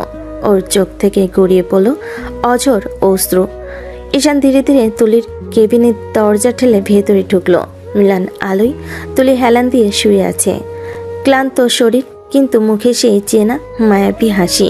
ঈশান এগিয়ে গিয়ে তুলির হাত দু হাতের মুঠোয় নিয়ে বসলো। তার চোখে অঝোর অশ্রু, কণ্ঠ কাঁপছে। তুলি, আমি তোমাকে ছাড়া কিছুতেই থাকতে পারবো না। তুমি আমাকে একা করে দিও না প্লিজ। তুলি চমকে উঠে চোখ বড় বড় করে তাকালো। ঈশানের কাঁপা কণ্ঠ শুনে বুকটা হালকা কেঁপে উঠল। ধীরে ধীরে হাত বাড়িয়ে ঈশানের মুখ ছুঁয়ে দিল। আরে বোকা, কাঁদছো কেন? আমি কি মরে গেছি নাকি যে এত কান্না করছো? ঈশান তুলির হাত আরো শক্ত করে ধরে ফেলল। চোখের জল গড়িয়ে পড়ছে তুলির আঙ্গুলে। আমি ভয়ে আছি তুলি।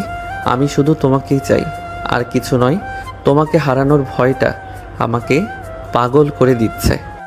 তুলি মুচকি হেসে মাথা নাড়ল। ভয় পেও না, আমি আছি। আল্লাহ যতদিন লিখে রেখেছেন ততদিন তোমার সঙ্গে থাকবো। কেঁদো না।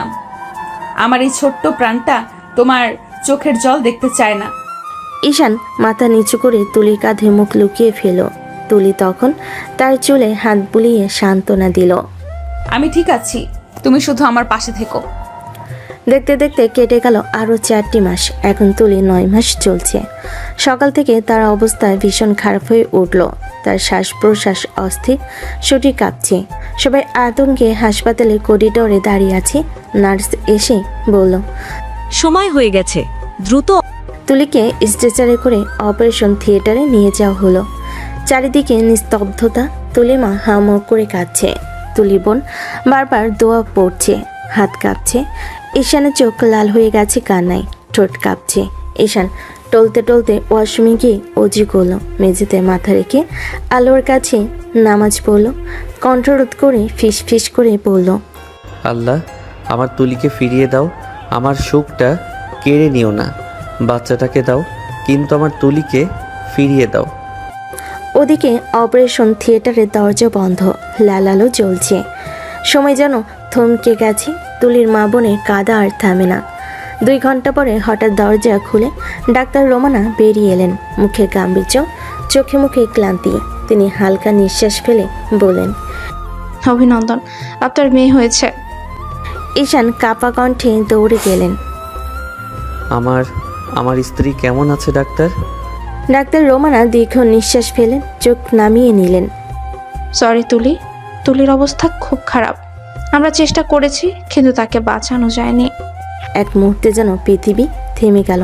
সবার মুখ স্তব্ধ হয়ে গেল, আর্তনাদও যেন হারিয়ে গেল। তুলির মা বুক চাপড়ে কাঁদতে লাগলেন।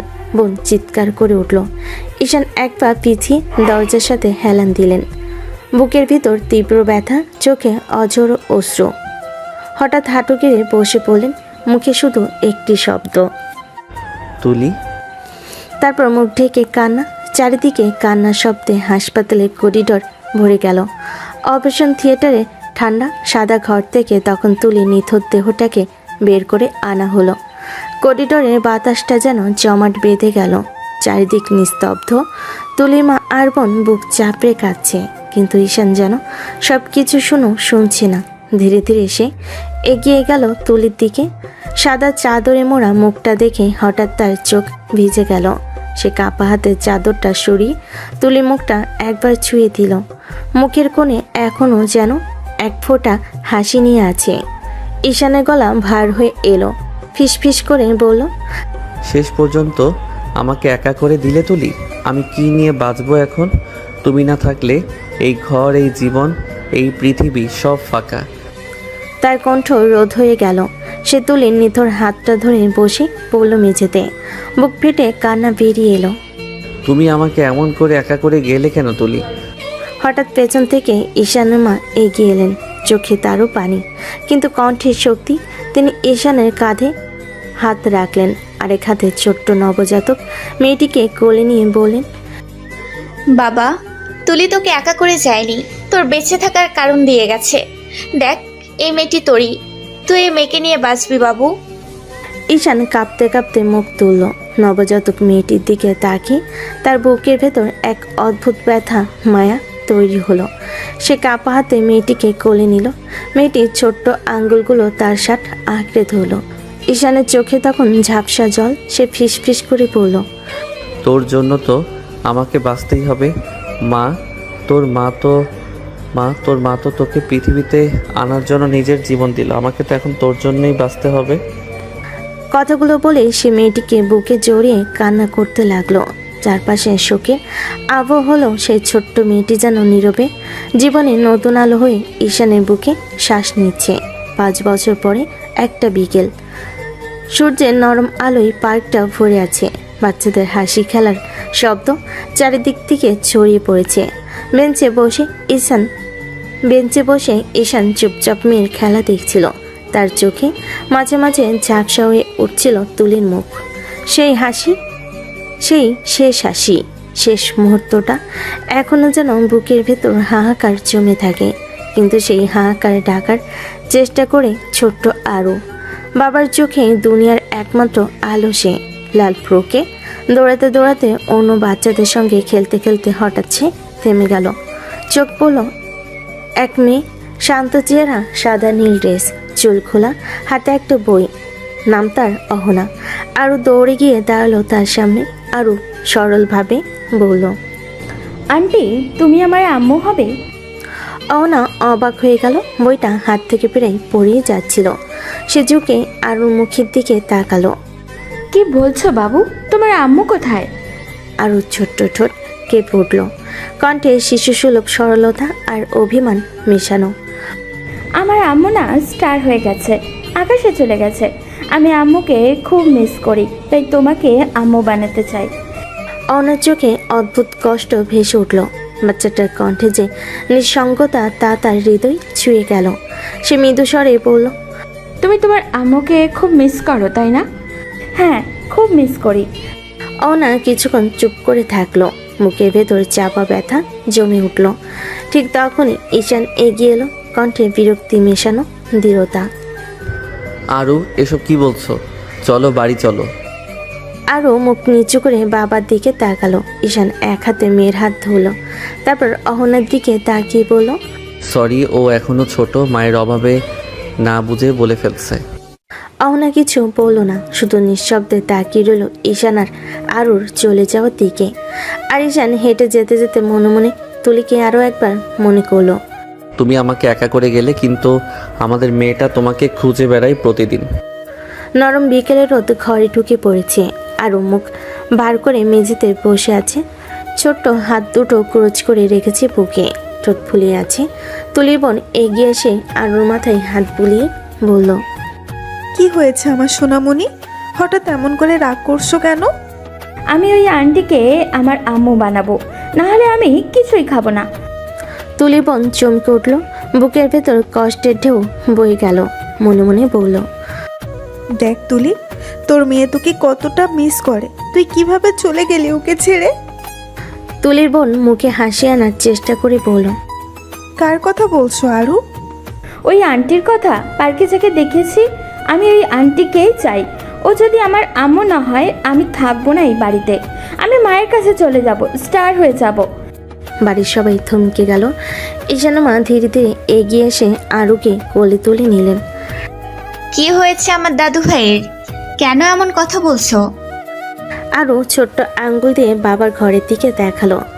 তোমার ছেলেকে বিয়ে করতে বলো, না হলে আমি চলে যাব। ওই আন্টি আমার মা না হলে আমি এই বাড়িতে থাকবো না। ঈশানের মা চোখের পানি মুছলেন। শিশুর সরল ভাষায় জমে থাকা যন্ত্রণা যেন চুরি হয়ে বিচ্ছে সবার বুকে। তিনি ধীরে ধীরে বললেন, বৌমা, এই মেয়েটা মায়ের জন্য কতটা কষ্ট পাচ্ছে দেখছো তো? এভাবে আর কতদিন চলবে? তারপর ঈশানের মায়ের চোখে দৃঢ়তা এলো।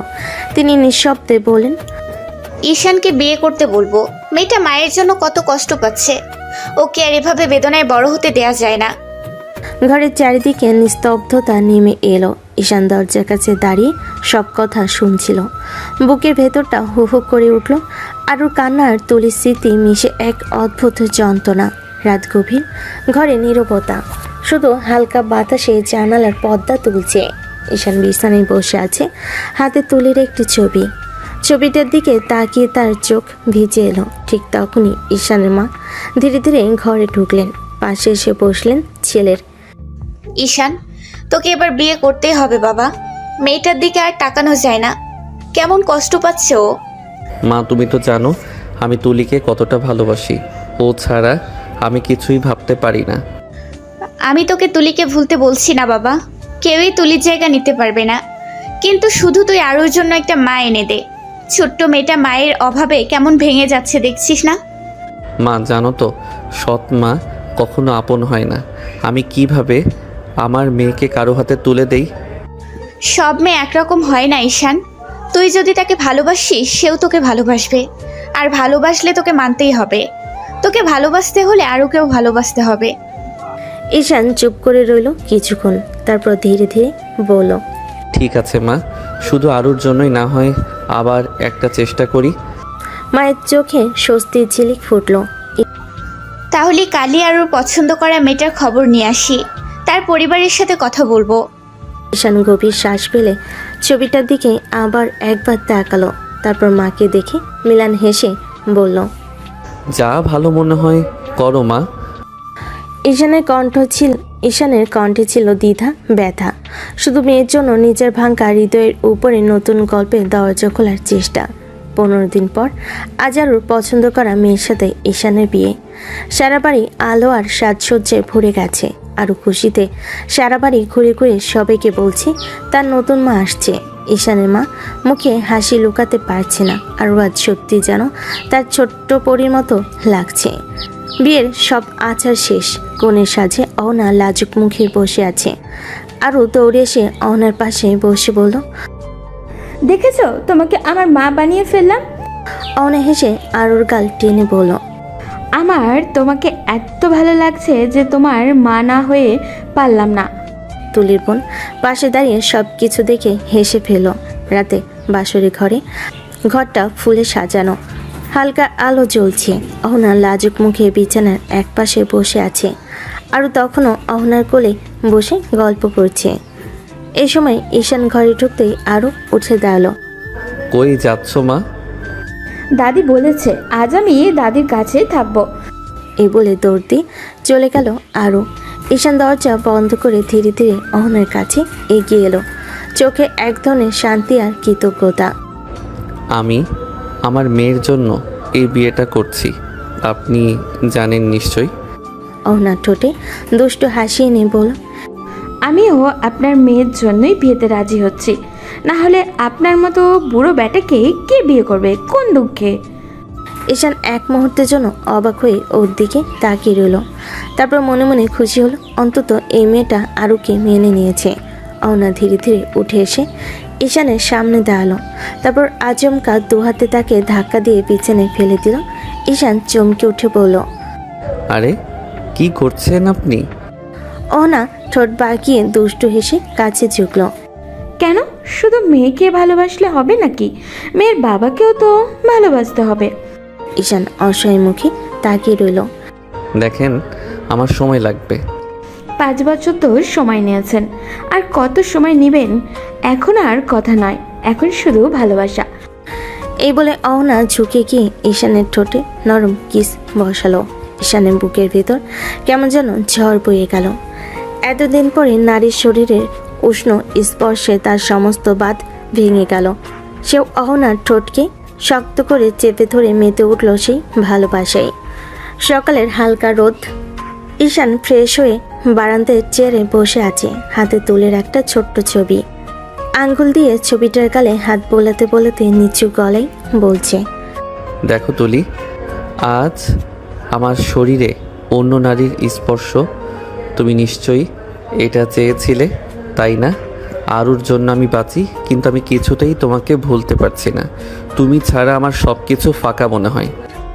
ঈশানের চোখ দুটো ভিজে উঠল। হঠাৎ পিছন থেকে নরম একটা হাত এসে তার কাঁধে পড়ল।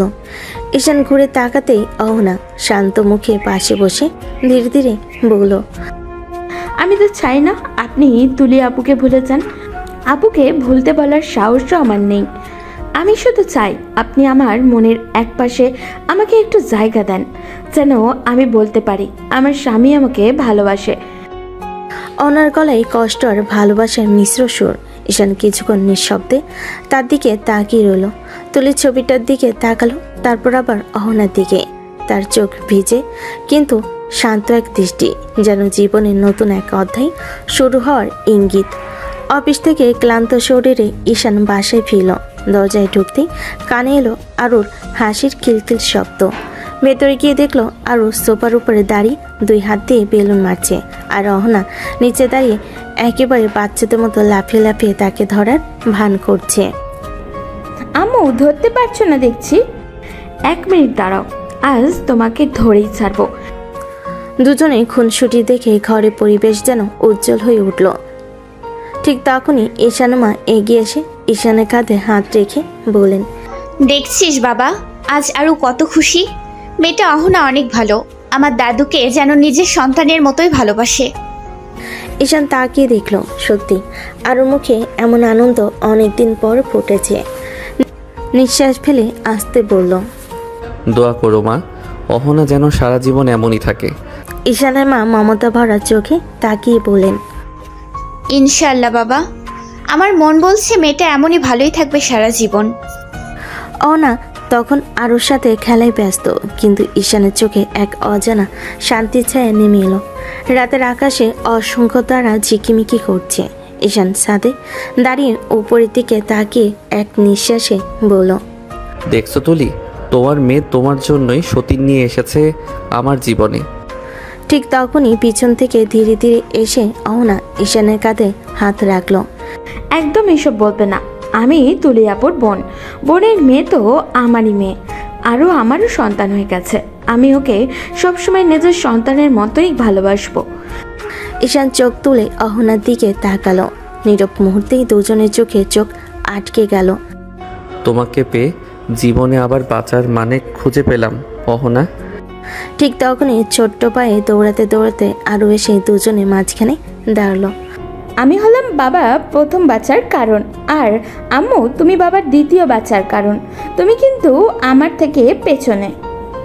অহনা নরম হেসে আরুর মাথায় হাত বুলিয়ে দিল। আমি সারা জীবন তোমার পিছনে থাকতে চাই আরু। ঈশান দুজনকে বুকে টেনে নিয়ে ফিস ফিস করে বলল, আমি চাই তোমাদের দুজনকে আমার পাশে রাখতে সারা জীবন।